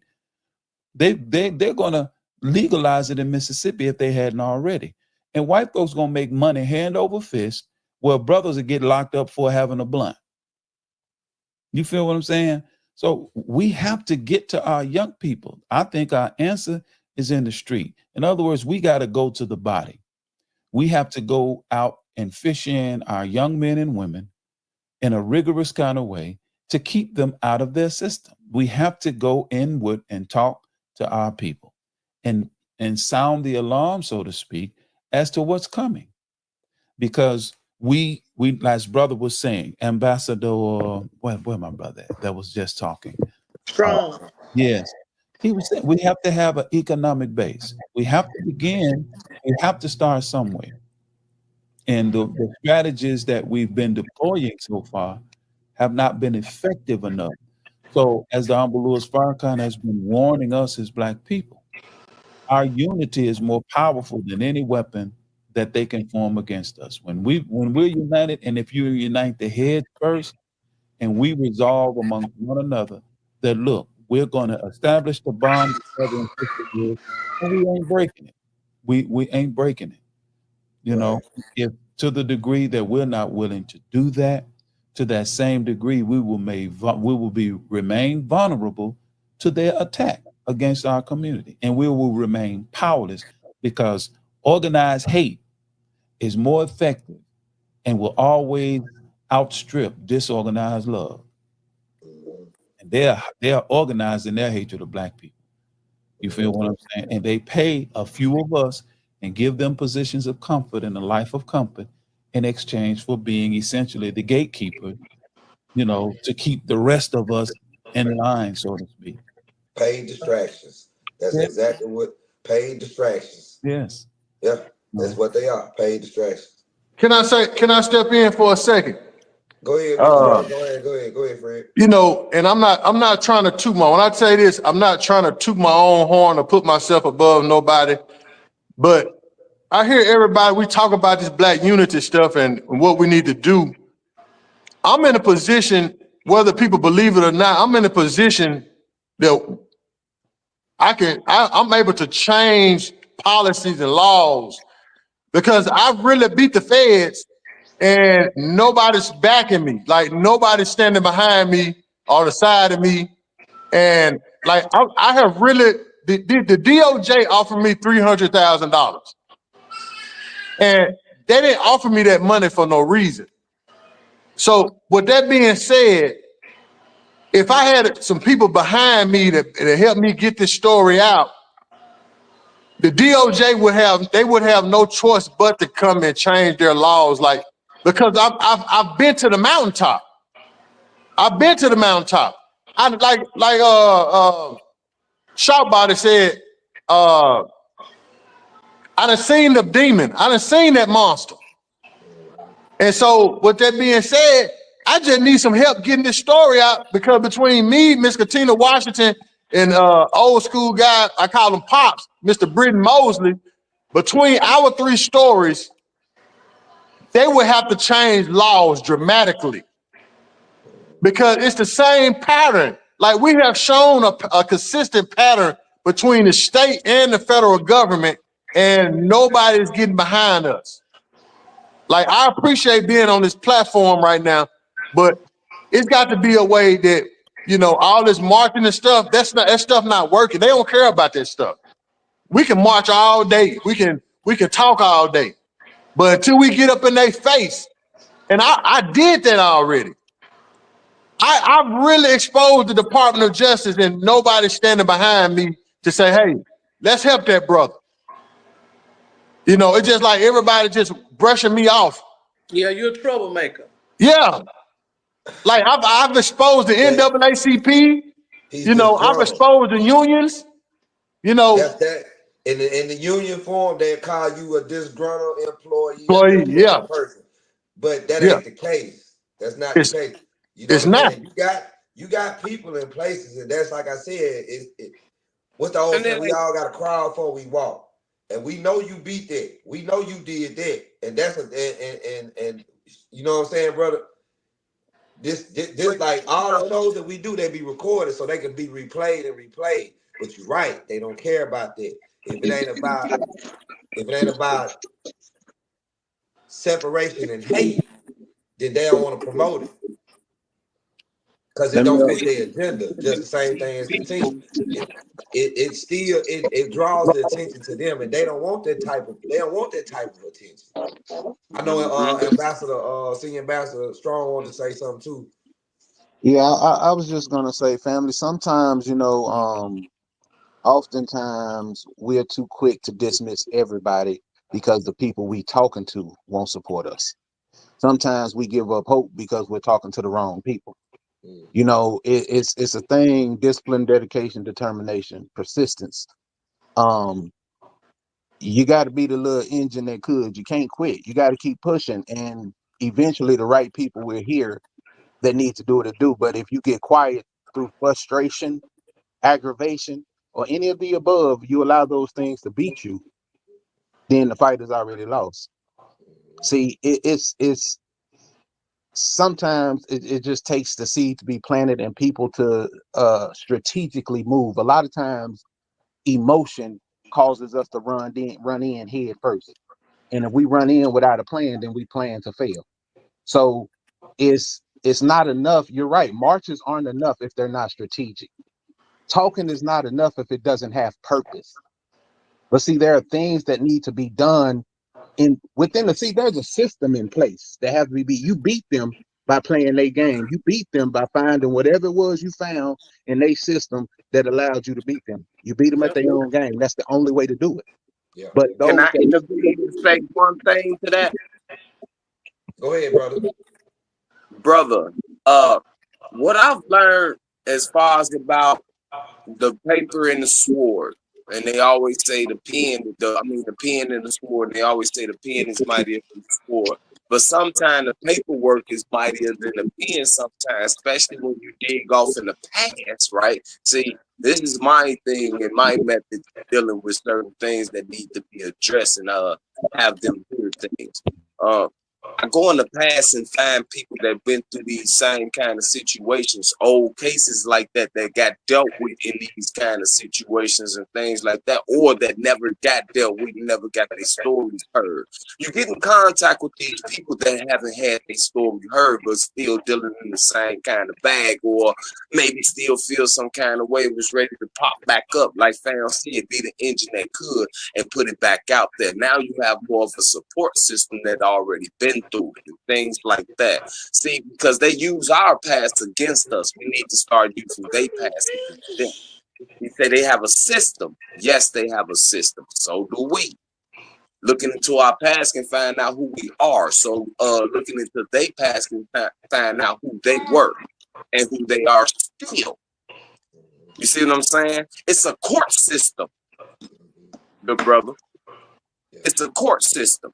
So in a court system, they use what on us? Our past. Right. They figured you You know what just I want mean? some money. That's that. Katina and Fred, they just felt like y'all, okay, well, we'll give them a few dollars and they'll shut up. They'll go on about their business. You know what I'm saying? But you didn't take the bait. The money was always the bait. And they think that that's the solution to everything. Yeah, the coward move. Let's Yeah. just go on here, man. Go on, just give me 150,000. I'm gonna leave y'all alone. Here go the So, problem. Here go the issue with ego. You offered me something which is an admittance of wrongness. Why would you offer me something if you didn't do anything? right. Right. Well, They said, I have mine in the court, in federal courts in Gulfport, Mississippi, and I just called them last week wanting to know an update because I hadn't heard from them. Well, the clerk said that we got return mail on you. I said, how you got return mail on a P.O. box that has never been closed? So I got a copy of the information, and it never left Gulfport. So they're playing with me on that side. So I'm having to do an investigation on that. Certified mail all the time through legal correspondence. Somebody got to sign for it. yeah. No, Yeah. it was just return mail coming from the courts. It never made it to me. The answer back from the lawyers and all They're that. not supposed to send no mail to no P.O. box. No certified mail It's goes to legal. no P.O. box. It goes Certified. to the resident or the person that is supposed to go to because they have to have a what they call a point of contact. That is the business of transportation and delivery. Anytime any certified mail that your name is on a government document, they have to. This is not no game. They have to have a point of contact. That is law. That's not what they've been doing. They've been sending it to my Well, P.O. box. they breaking laws on every level. Now that you speak on that, See, thousand pardons if I could jump in. This is where ignorance hurts us, and the ignorance is just not knowing. See, when we are unaware of our rights, when we are unaware of legal procedures and things of that nature, then people can take advantage of our ignorance. Right. Yes. See, a lot of times we go into these situations and we're emotional. So we're speaking about emotions. It's like racism. Racism is one of the hardest things in the world to prove. You know, so they're racist and they doing this for this reason, and they because they let a white person do this and do that. You don't have all the circumstances. You don't have all the variables that was involved. But to your appearance, that's what it looks. And it very well may be, but you can't prove it other than your emotional state. And the crying and the pleading, and I feel it in my stomach. Don't This do is you what, good. well, this is my thing with mine. I have 200 pages of evidence where this same inmate that I've shown where I've tried to get him to be seen psychologically. His conversation of liking black women, this and that, it's all documented. And when I provided it to them, they refused to take the information. The DA refused to take it. I got statements from inmates protecting me from this inmate. Like it's more to it's just my medical records, everything, and they did not report any of this information. So when I tried to get in touch with the judge to report new evidence, he resigned. Like everybody's running. That don't make no sense because they in bed together. They know your case. They trying to stall you out till you pass away. And Was then this they federal? just push the case on right on out the door with you. You see what I'm saying? You work at a federal facility? I'm sorry. You worked at a federal facility? I worked at a state facility in Greene County, South Mississippi Correction Institution. You still work for the I was government. the case manager. You was considered a government official, or officer, a peace officer, something along those lines. So Right. anything happen to you should be handled on that priority level. Right. So you can pretty much take your case anywhere in that state. The whole state ain't in bed with them. Yeah. Go to the governor, go to the mayor. I'd have been to all of that. The governor, Oh the mayor, no, our board governor, supervisor, our everybody. governor is caught up in a welfare scandal. The attorney general. Is that the one with Tim Tebow? No, Brett Favre. Brett Favre, Brett yeah. Favre, yeah. Okay. See what I'm saying? Y'all got all kinds. We got 200 inmates that's in Hines County. Yeah. They found them behind a jail, and they didn't even speak on it. The governor hadn't talked about none of this stuff that's we're dealing with black people, but he's talking about the president. Like, no, we need you to talk about Mississippi. Yeah. So who are the do y'all have access to any activists down in y'all area that have like TV connections and radio connections? Been there, done that. I did a press conference. I've done several press conferences, but they don't never show my stuff on TV. I get censored from TV. I've done my press conference was done with a national civil rights activist from North Carolina, John C. Barnett. So Do you have copies of the video? Yeah, it's at 14,000 views on Facebook. I see that's the thing. It needs to keep on circulating. Everybody to see it, share it. The propaganda machine can't stop, regardless of how ineffective it may look. It has to keep on beating the drum because subliminal, like I said, things get planted to the right person hear it, man. It just got to keep swinging. right. Well, the Department of Justice in Washington knows it too. I got an actual case number. I think Fred has one too. We've been trying to get them from both sides. It's not an ending thing. It's an everyday thing for me. I'm under workman comp right now. Still, they haven't settled with me with my workman comp. This happened 4 years ago. Oh wow. Yeah. See, they don't want to pay. They want to pay, but they don't want to pay. They trying to stall you out. They tried to give me $16,000. I said, no, sir. I know a woman where an inmate showed his penis to her. She went out on PTSD to almost $200,000. I'm like, no, I would not accept that. Nah. All right, well, this the crazy thing about my situation. I done snitched on the whole government, and I turned around and got another government job.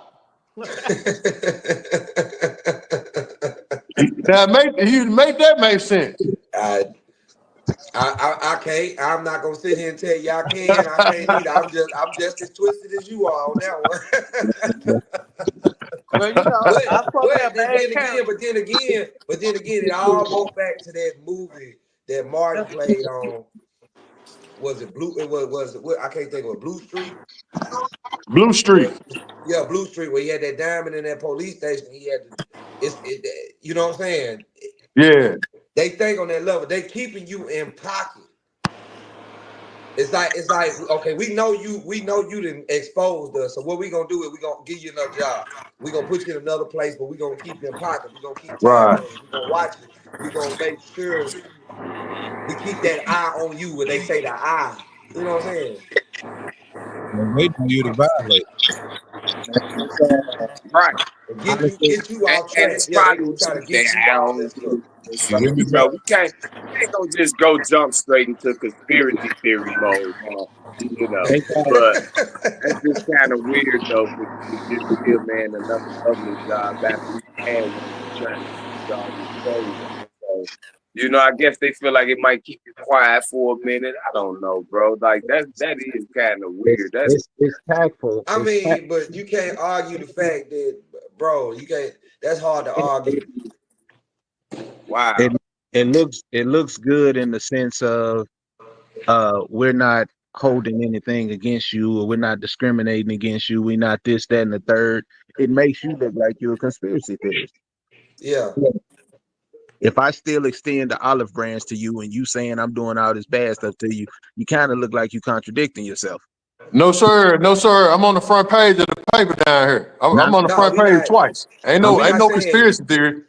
We no. Time out. We not saying you are. It We're doesn't matter. saying- Put it like this. It doesn't matter what the truth is. It matters what they can make it look like. Right. I was just going to say that. They're going to dress Right. that He's up. not saying you directly own that. Right. Yeah.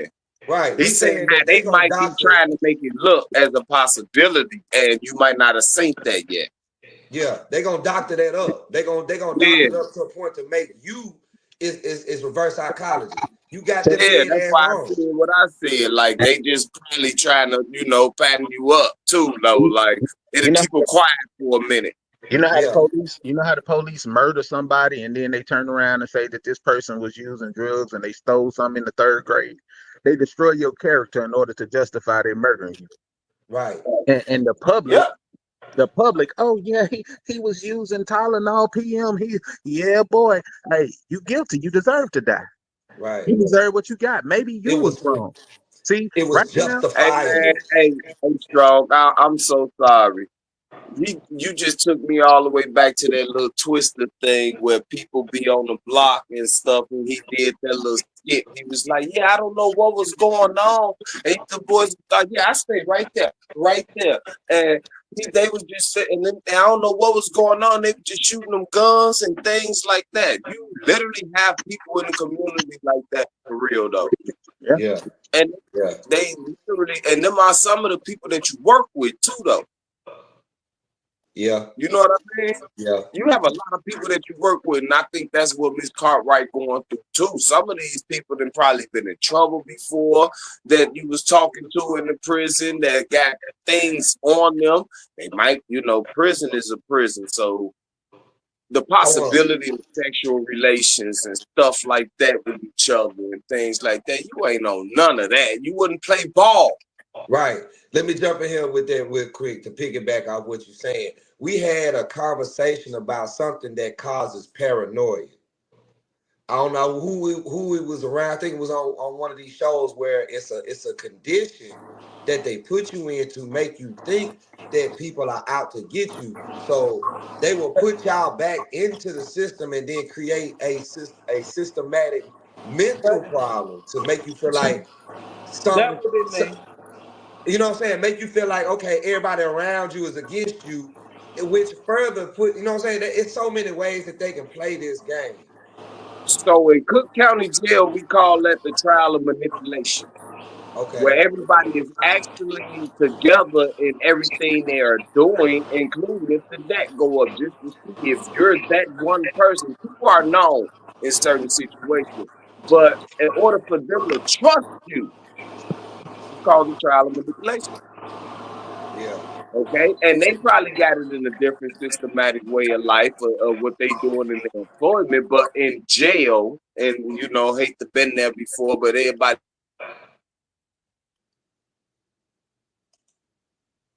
actually become a man in my life. So you sent it firsthand to where you felt like everybody was against you. You know what I mean? No matter what kind of right you do, it wasn't the right thing to do. And that's what it was. That's what we called it. And once I figured out what was going on, it was already too late. Yeah, they had already got You know what I mean? They got It you was pulled already in. You know No, what I'm saying? it wasn't a bad. It wasn't a bad thing, though, sir. It was one of them things that where people know now that you're part of the team or you're not,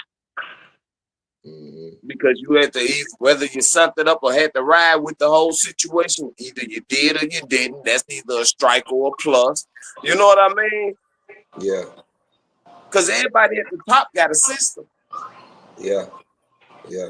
So that's what we called it there, to see if people can probably be trusted or whatever. It's like that. It's like that in society with certain things in a community or a gathering of people. They have their own system. So they take you through a trial to make sure you can go through these things. She wasn't with it. She ain't playing ball. They put her in a position to where she can actually expose some things, and now they don't want to deal with it. Yep. Yep. I ain't seen that brother going through. But when I was saying to go in the past of things, start looking up people that went through it with these kind of individuals or systems and stuff too, and come together with that too. I think Brother Abdul wanted to say something. I'm sorry, brother. I wasn't trying to take the platform. Go ahead. I apologize. So long.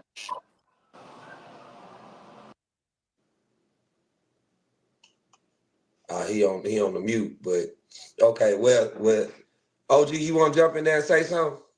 Oh no, I didn't want to say. Y'all go right ahead. I'm listening. I'm soaking it up. Okay. I want to piggyback off of that. When you was talking about PTSD, I was diagnosed with PTSD. I'm still seeing a PTSD specialist now. And the paranoia, it comes from me still working for the same company, being in a small town where everybody can be kin. I don't know who is who. I eat at the same place every day, where I can see them fix my food because I don't know who is who. You know, out of 13 people, somebody kin to somebody. And so I said all that to say that, yeah, I'm paranoid because I'm dealing with law enforcement, you know, and I still work for them. I travel sometimes out to Picayune. They got me going all the way out there. I sometimes think that that's a setup for them to do something. I don't know. So it's a lot going on. Around law enforcement. Well, That's see, the the thing reverse. is, they gonna send you away. Like you know what I'm saying? They let you get comfortable, you get back in, and then okay, we're gonna move you here. We're gonna move the problem. See, they got people that they answering to that's keeping tabs of what you're doing day in, day out. I know this was a process that I go through daily, and I've been going through it for over 13 years, and I'm gonna keep it quiet on what reason why, but it's strategic. Just so you have to be just as strategic. As they're building their case, you build their case, because they don't walk a fine line either. Y'all follow protocol. Whatever they ask you to do, just do it, document it, put it up. Keep it going, you know what I'm saying? Each time that something happens, document it, put it up. Because like you said, like Strong said, one day you're gonna run across somebody who gonna boom, everything gonna happen. It's gonna fall in place. And each time they try to step up, they're gonna get smacked right back down. You know what I'm saying? But y'all didn't take the money. That was the whole issue right there. They didn't take the money. Well, something's wrong. What's wrong with these people? They don't want to take the money. I mean, everything ain't about money. You know what I'm saying? I need somebody to go to jail. If y'all didn't let the inmate go home, so somebody need to be gone. You know, they just think that, but that just shows you how they think about us. How they really, how you really feel that, okay, like man said, they gave him the $300,000. Man, that's gone in lawyer fees off the rip. So he's back at square one. And then you got mental anguish and all this other extra stuff that they have to put in these clauses. That ain't enough money. that ain't enough money for a life, mentally for a long time. You're gonna be y'all messed up behind these situations. You know what I'm saying? So it's deeper than rap. You know what I mean? Yeah. I got a question for the brother. What's his name from the FOI right there? What we got to do to get Farrakhan down here, man? You know, I've been to the mosque several times, and I expressed what I had going on. As a matter of fact, I met you at Brother Kareem's town hall. You had spoke at his town hall, Brother Abdul. Yes, sir. Hold on just a second, man. My microphone fell here, and I'm putting it back together. Give me just a second. Okay. Can you hear me? Okay. Well, the Honorable Minister Louis Farrakhan, brother, he's 92 years old, and we don't put that on him like that. We as his students address these issues. And the thing of it is, the resources and the people are already there. It's just a matter of a critical mass of us getting together and addressing and finding out the right way to do it. As Brother Ambassador, man, I see you when you come up, but it's so small. Yeah, Brother Strong. He was on the podcast.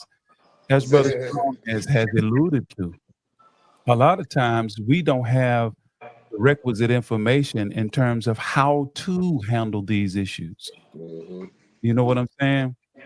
If we don't know how to attack and what avenues, what channels we got to go through to seek redress to our issue, then sometimes we're at a great disadvantage.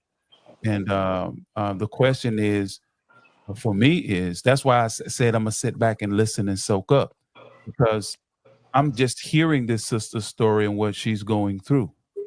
You know what I'm saying? And I don't have enough information to make a definitive decision as to what it is that she should do. And bringing people into a situation whereby if we would examine it ourselves, we may find out it's just a couple of small steps that may have been missed that need to be done, that if we would do it, then we make the right connection and talk to the right people, then that's all we had to do. And then the watershed, the floodgates are opened up, and then she'll get the desired result. So one of the things that I've learned in working with our people, even myself personally, a lot of times we're just ignorant as to how to do it, what avenues that we should take to get a solution to the problem that we face. So until we can exhaust that, and sister, she says, I've done this, I've been there and I've done that. And I'm gonna be honest with you, brothers and sisters. A lot of times we bring outside voices in to a local problem, when the truth of the matter is the answer to the local problem is right there where the people are.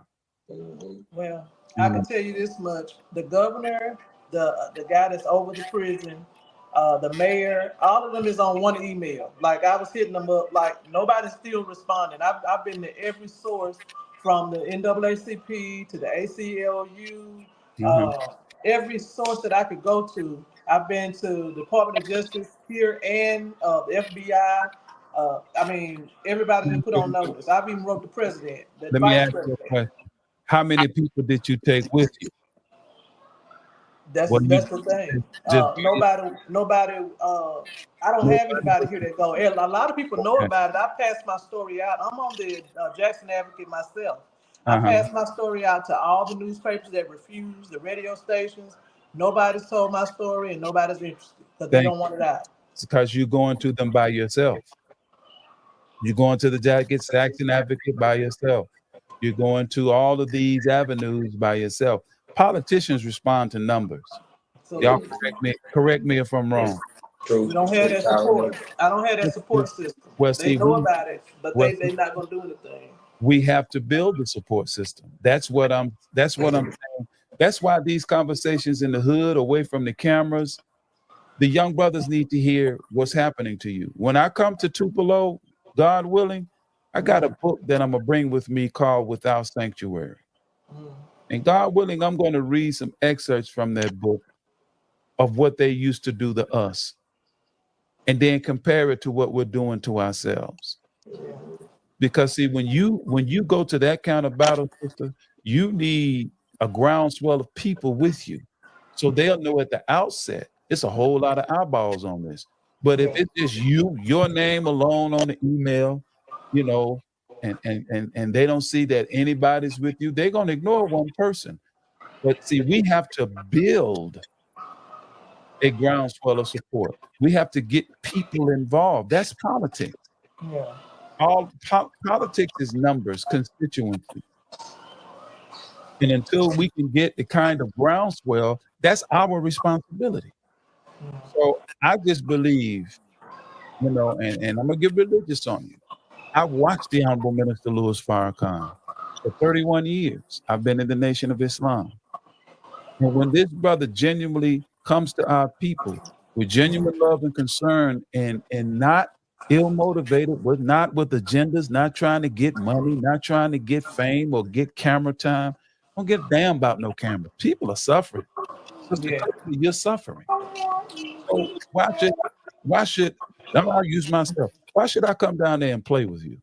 Why should I go to Tupelo and play with these brothers? Knowing, well, we ain't really gonna do nothing. This is gonna be a rally, and then no, man, we need to quit, excuse my friends, we need to quit bullshitting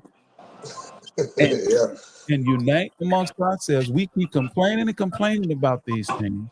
And we expect some high profile, person, some celebrity come down and say a few words, and all of this stuff is gonna magically go away.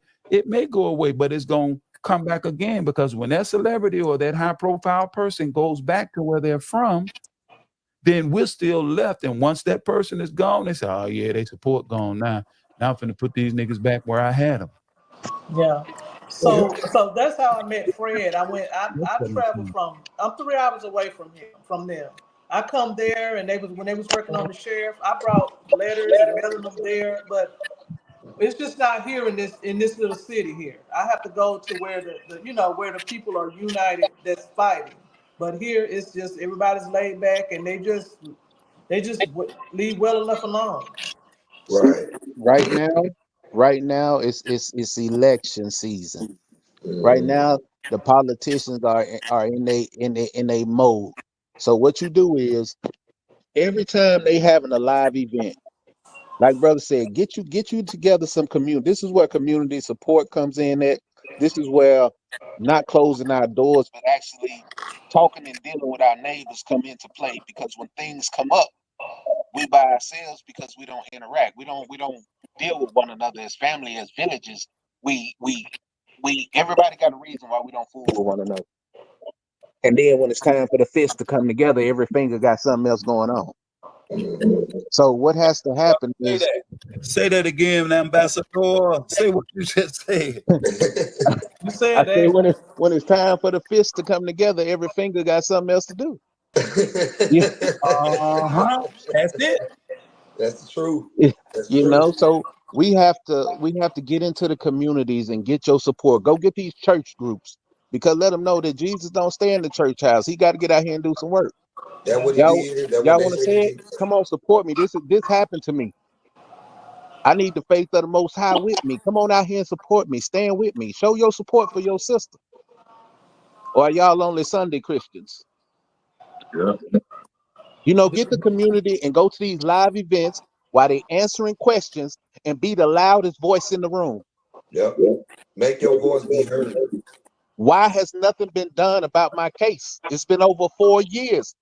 Answer that for me. Y'all making all these changes? I was assaulted 4 years ago. My case just went in December. At the last nick of time, I met a guy that's advocating for me. He did my legal work. It hadn't been a year yet. So what has happened is the DA and the sheriff is trying to plead immunity. So we answered back. And so the judge is sitting in dormant, because see, they all know each other. But see, that's not my issue. I want to know what y'all gonna do. So we're in court, like we're trying to get things done. And I've been passing my story out and all on Facebook, TikTok, but they're just dragging their foot. Like it's things happening, but it just ain't moving like it should be. It hadn't been a year yet since I've been in court, so it's moving. So you got motion, in other words. Yes, sir. Okay. So look, this is the court system, and you may not have been through it because of the side of it you was on. But when you're dealing with a court system that's overran, right now we have over 250,000 young black men and women waiting for a bed space in prison. Mm-hmm. We got all type of illegalities and other things going on, petty crime and gang banging and shootouts and all of these type of things happening. So if you got motion right now, what it is, and I hate to say this because it's been 4 years, but you got motion. Get your ducks in order, get all your paperwork right. Proper preparation gonna prevent a poor performance. You didn't got the ball rolling, so now you got to give it time to do what it do. Yeah. That's it. See, now that makes it clearer. Yeah. Because if you've only been in the actual fight for a little over a year, so I've been in the fight since it happened, but I couldn't find a lawyer. Yes, sir. And then I found this advocate. Yeah. Now, what I'm saying is, in terms of actual movement, Mm-hmm. you feel what I'm saying? That's only been going on for about a year, according to what you just said. December will make a year. December will make a year. Okay. Yes, sir. So you're really still in the early stages, and as Brother Ambassador was alluding to, the time is now. I don't think I've met you all and we've met each other. I don't think it's happenstance. There's a lot of will in Mississippi in terms of there are plenty of people willing to stand up. Okay. Well, that will has to be given structure. And this is where us and these various organizations, that everybody is doing their own thing. That's why I asked Brother Ambassador to say that again. So we're not unit. When it's time for the fist to come together, all the fingers got something to do. Yep. So That's true. we have the fingers. We have the potential to make a fist. We just got to get the doggone fingers to agree to when it's time to throw the blow, call up and throw ready to go, right. That's the work that we have to do at the community level. And the people that we think are going to be a part of the fist, I'm telling you, they're not going to be a part of the fist. I think most of the people that's going to be part of the fist are out in the street and in the community. Right. Because they don't really have much to lose. The people that got too much to lose, those are going to be the ones that's going to have something to do. Yeah.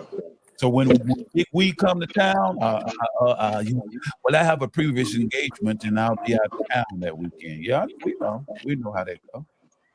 That's it. Yeah. That's good stuff right there, man. That's real good stuff. Especially that slogan needs to be put on a shirt. I mean, seriously, that needs to be branded and worn and because the statement is so powerful in so many words and in so many letters, and even on the capacity that Brother Fred and Sister Katina, y'all situations really needs that. Like I said, I don't mind y'all coming on here every week if y'all wanted to and put that out there, keep that rotating. You know what I'm saying? Because people need to hear that. But I'm telling you, brothers and sisters, the Honorable Minister Louis Farrakhan said some of the strongest leadership for Black people is going to come out of Mississippi. But you won't believe this, but I joined the NAACP and got it up in compliance, got the people and everything. So I'm gonna work with the youth, And so when my situation happened, I couldn't get no support. So this last incident that happened, Fred came up. We all went to Jackson and was meeting. They had an emergency meeting, and it was about voting.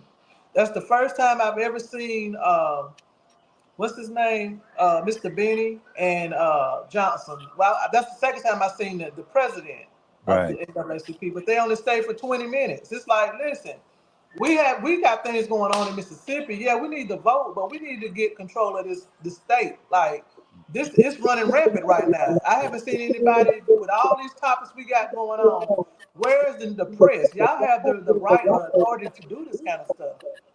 Yeah. But they had Fred put out, and all this kind of stuff. The police put him out. I didn't even know it. And it's like I can't be a part of something that I'm trying to be an activist for. Y'all can't even assist me, and I'm a member. It's like I got out. I terminated my position. Yes. I'm like I can't be a part of that if y'all not going to do a movement. Okay.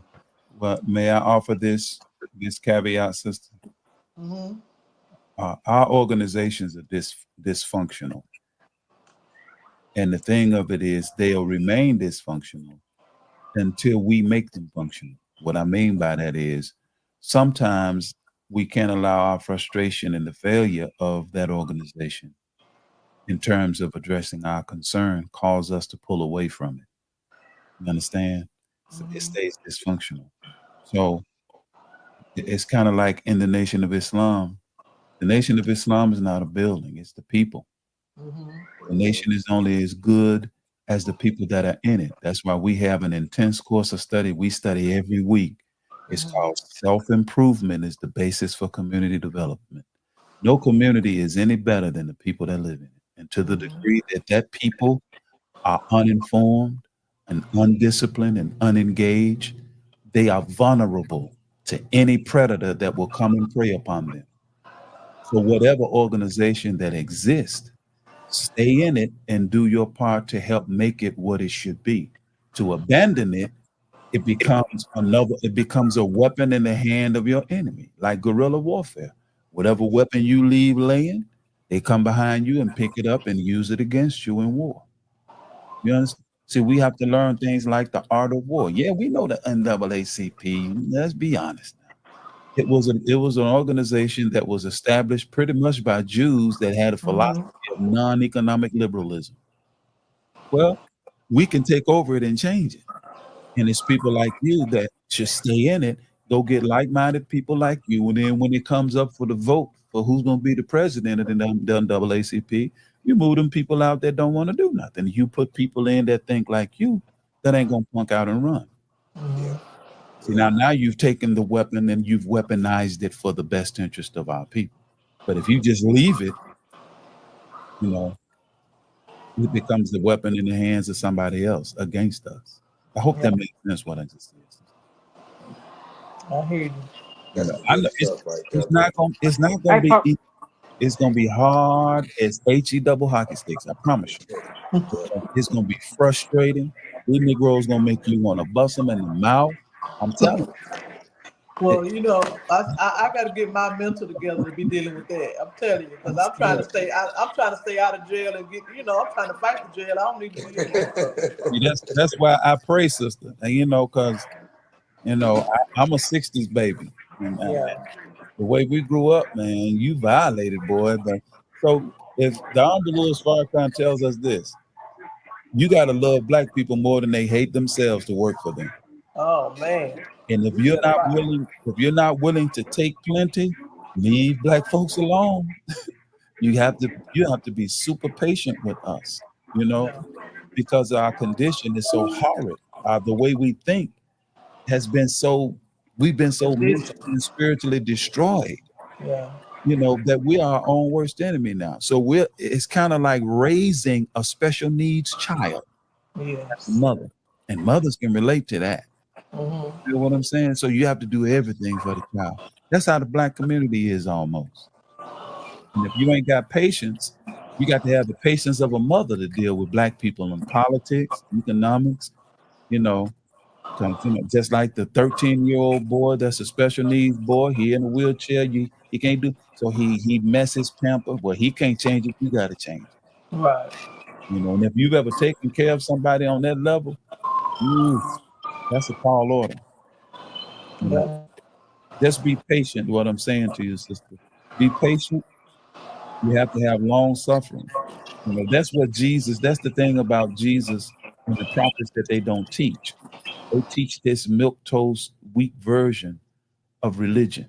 When the truth of the matter is, those men were revolutionaries and warriors. They had to deal with a lot. That's why they hate Farrakhan. I'm telling you. That man, I've met him several times. That's a different brother. And I understand why they fear him, because they know if the young generation get in their mind and heart his message at any depth where they really understand the proper use of their lives and learn discipline, you know, and build their life on righteous principles and discipline, and then get involved in the liberation struggle, and they not afraid. You notice how these children ain't scared of nothing. They're scared of nothing. Well, that's the generation that our slave ancestors prayed for. People that just don't fear massa. All they need to do is be put in the right direction, and us as the elders should be their trainers. So the Bible says, old men for counsel and young men for war. Yeah. That's what we got to do, sister. It's gonna take some work. Man, this has been some real good stuff here. We didn't went over the 2 hours that I said, but I don't really want to stop the combo because it's you know what I'm saying. You can't put a time limit on wisdom, knowledge, and understanding. You can't put a time limit on it. Can you please forward your information to Mr. Capone, and you can send it to me so we can talk more and connect, Yes. so I can get some assistance, because I am doing TikTok. I do back and forth with Fred. You know, we try to work together a little bit, but I know it's a fight. Sister, I would happily bring you onto our platform, our podcast, to get your message out, at least to the people that listen to us. And if you go to, because I had Brother OG Capone, Brother Teddy, and Brother Ambassador Strong on this past Thursday, and I'm bringing them brothers back because I loved what they had to say. These are the voices in the Delta at the street level that need to be heard. Brother T Pope too, man, you need to be heard, brother. Yes, sir. And the I'm young, in Alabama. yeah, and the young ones in the street need to see that the brothers at the street level are actually involved. So sister, I'll be more than happy to bring you on so you can tell your story to our audience. And I know some sisters that write for the Final Call. And I'm gonna get in touch with Brother Bossel's wife. She's one of the writers for the Final Call, and see if we can get some of these stories printed in our newspaper, because our newspaper is sold all over the country, and you never know who will read your story and come to your aid. All right. Okay. I appreciate that. Please, that's what we're supposed to do. Yeah. We need to learn to love each other again, too, man. I ain't talking about that mushy love. I'm talking about want for your brother and sister what you want for yourself. You feel Unconditional. unconditional. No Unconditional. doubt. You know That's what got me in trouble working at that prison, because you know it's most of us in there, and it's like I can't mistreat a person that has never done anything to me. So it was a different type of feel in my building, and they didn't like that. It was like I'm doing something, or they just didn't like the relationship. Right. So it brought me problems, but it was a good thing. That's the best job I ever had, even though that happened to me. Well, I'm gonna tell y'all this, you know what I'm saying? We're gonna close out because we've been over the 2 hours, but I'm not tripping. I want to thank everybody for coming on to the show tonight. You know what I'm saying? This has been, you know what I'm saying, a phenomenal thing, and God don't make no mistakes. You know what I'm saying? He didn't bring all of us together for this is a bigger purpose, it's a bigger agenda behind what we all have going on. I want to thank the brother Abdul for coming on. thank you for having me, sir. Thank you for having Sir. This ain't the first encounter. It's gonna be more. It's gonna be more. You know what I'm saying? As always, OG Capone, you know what I'm saying? You know, he puts things together, you know what I'm saying? He's a man with the plan. You know, we want to thank him. I do give everybody a chance to get their shots out to whoever for the end of the show. So, you know. OG Capone.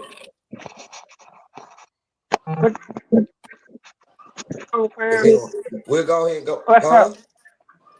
Nah, I said, what's up? Now, I would, thank everybody for coming on. Brother grew up from Nation of Islam. Natty, also from Nation of Islam. The brother from the Big Reach, Mr. Carr, and the Carr Sports, and Strong, Catino, and Fred. You know what I'm saying? I like to thank everybody for coming on and joining. So I'd like to make this part 2.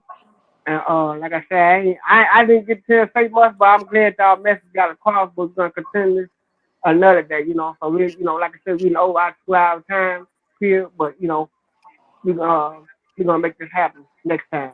Part 2, I guess. Definitely. Brother Strong with the fist. Peace, blessings, and love to our entire global community. Just want to give a shout out to all those that are standing up, being the changes that they want to see, and tell everybody that's still waiting and hesitating to be you. Don't be afraid to come out of those shadows. Allow people to see you for who you are. Love what you do and do what you love. That's how we're going to progress. We need to stop trying to make it to the peak and start trying to move forward. Accelerate and elevate. There's enough room for all of us if none of us bite the apple. That's all I got for y'all, man. Stay strong. We're stronger together. That's right. Brother Abdul, you want to send out anything? You got anything, last words? Oh, brother, I just want to thank you all. It's been a blessing just to be a part of the conversation and to hear the erudite minds that I hear on this podcast. I pray to Allah that we stay together. Certainly, my intent, shout out to the GD Nation, Growth and Development. Shout out to my brother Teddy. I'm glad I met that soldier. You know, of course, always shout out to my right-hand brother I love dearly, brother Najee. Thank you, OG Capone, for putting me on, brother. And I can't wait to meet you, brothers and sisters, face to face, you know, so I can feel your spirit, so I can drink in your spirit. Because it's time for us to change. And as Brother Strong said, we need to inspire the brothers and sisters that's behind the oak trees and in the shadows, you know, that have a desire, but they just need some strong people to stand up that will help them to stand up. Steel sharpens steel, okay? So all of us that are on here, let's stay standing strong and inspire the next group and say, well, look, man, they standing up. Let's go on and stand up with them. So may Almighty God bless you all with love, peace, good health, and a good night's sleep when we break up. Yeah, absolutely. Absolutely. Thank you, my brother. Brother Fred, you got something you want to say out here to the people before you get out of here?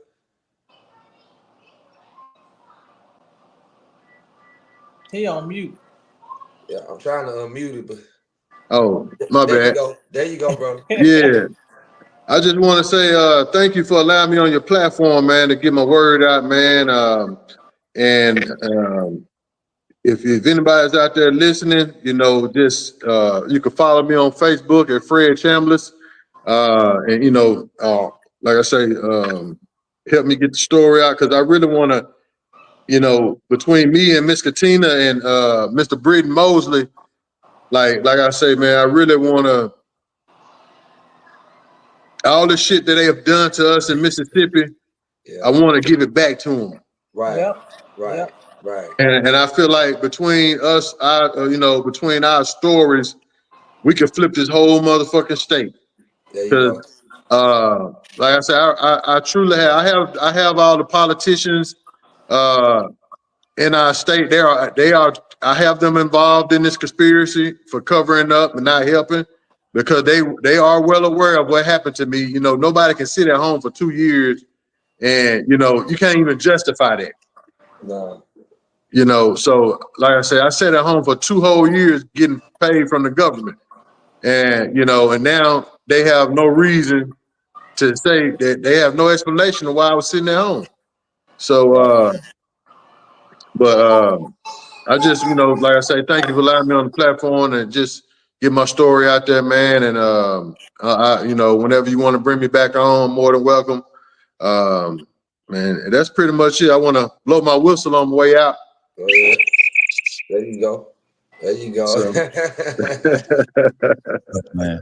Oh, brother Fred, I need to bring you on to the 10K Fearless Tri-State podcast too. Yes, sir. Yes, sir. You get both and Katina on there. Definitely get them on there. Katina, you want to, any last words you want to leave for the people? Well, I just wanted to say thank you for the encouragement. Thank you for just reaching out, and thank you for having me on the show. And I appreciate it. I'm gonna keep pushing, and I'm gonna join in unity with whoever wants to do it. You know, because we need that. We need that all over. Absolutely, absolutely, absolutely. That's good stuff. Brother Najee didn't say anything, but if you got anything you want to kick out there, brother? Assalamu alaikum. And peace and blessings, brothers. And sister, I'm sorry. Thank you for having Brother Student Minister Shaheed and myself on. I won't have much to say after Brother Student Minister. I try my best to just follow proper proper military posture. Whenever I'm on any platform, I'm listening. Everything that he said is sufficient. And like I said, I just like to thank y'all once again. No problem, brother. You're Peace. welcome. You're welcome. You're welcome. You're welcome. All right, so we got this been a wonderful show tonight, man. I want to thank everybody that was on the show. The panel, it was great. The conversation was great. I mean, we got a lot of things, we got a lot of points, and a lot of things we still got work to do. There's always work to do. Our work is never done until we lay down and take our last breath. That's when we done. But for now, we still got work to do. So I'm gonna leave. Brother Fred. Yes, sir. Give me your name again, or how to reach you again, brother. Fred Chambliss, Fred. Last name Chambliss, CHAM as in man, B as in boy, LISS. Got you. Got both of you. All right. Thank you. Thank you very much. Thank you. All right, well, we're going to get out of here, man. Hey, it's been a blessing to everybody that was on the show. Peace and blessings and love. We leave you with this good message, and y'all have a good weekend. Start your week out right. You know what I'm saying? Pray, pray, pray, and just believe. Thank you. Good night. Good night. Sister, peace. Peace. Peace and blessings. Peace and blessings.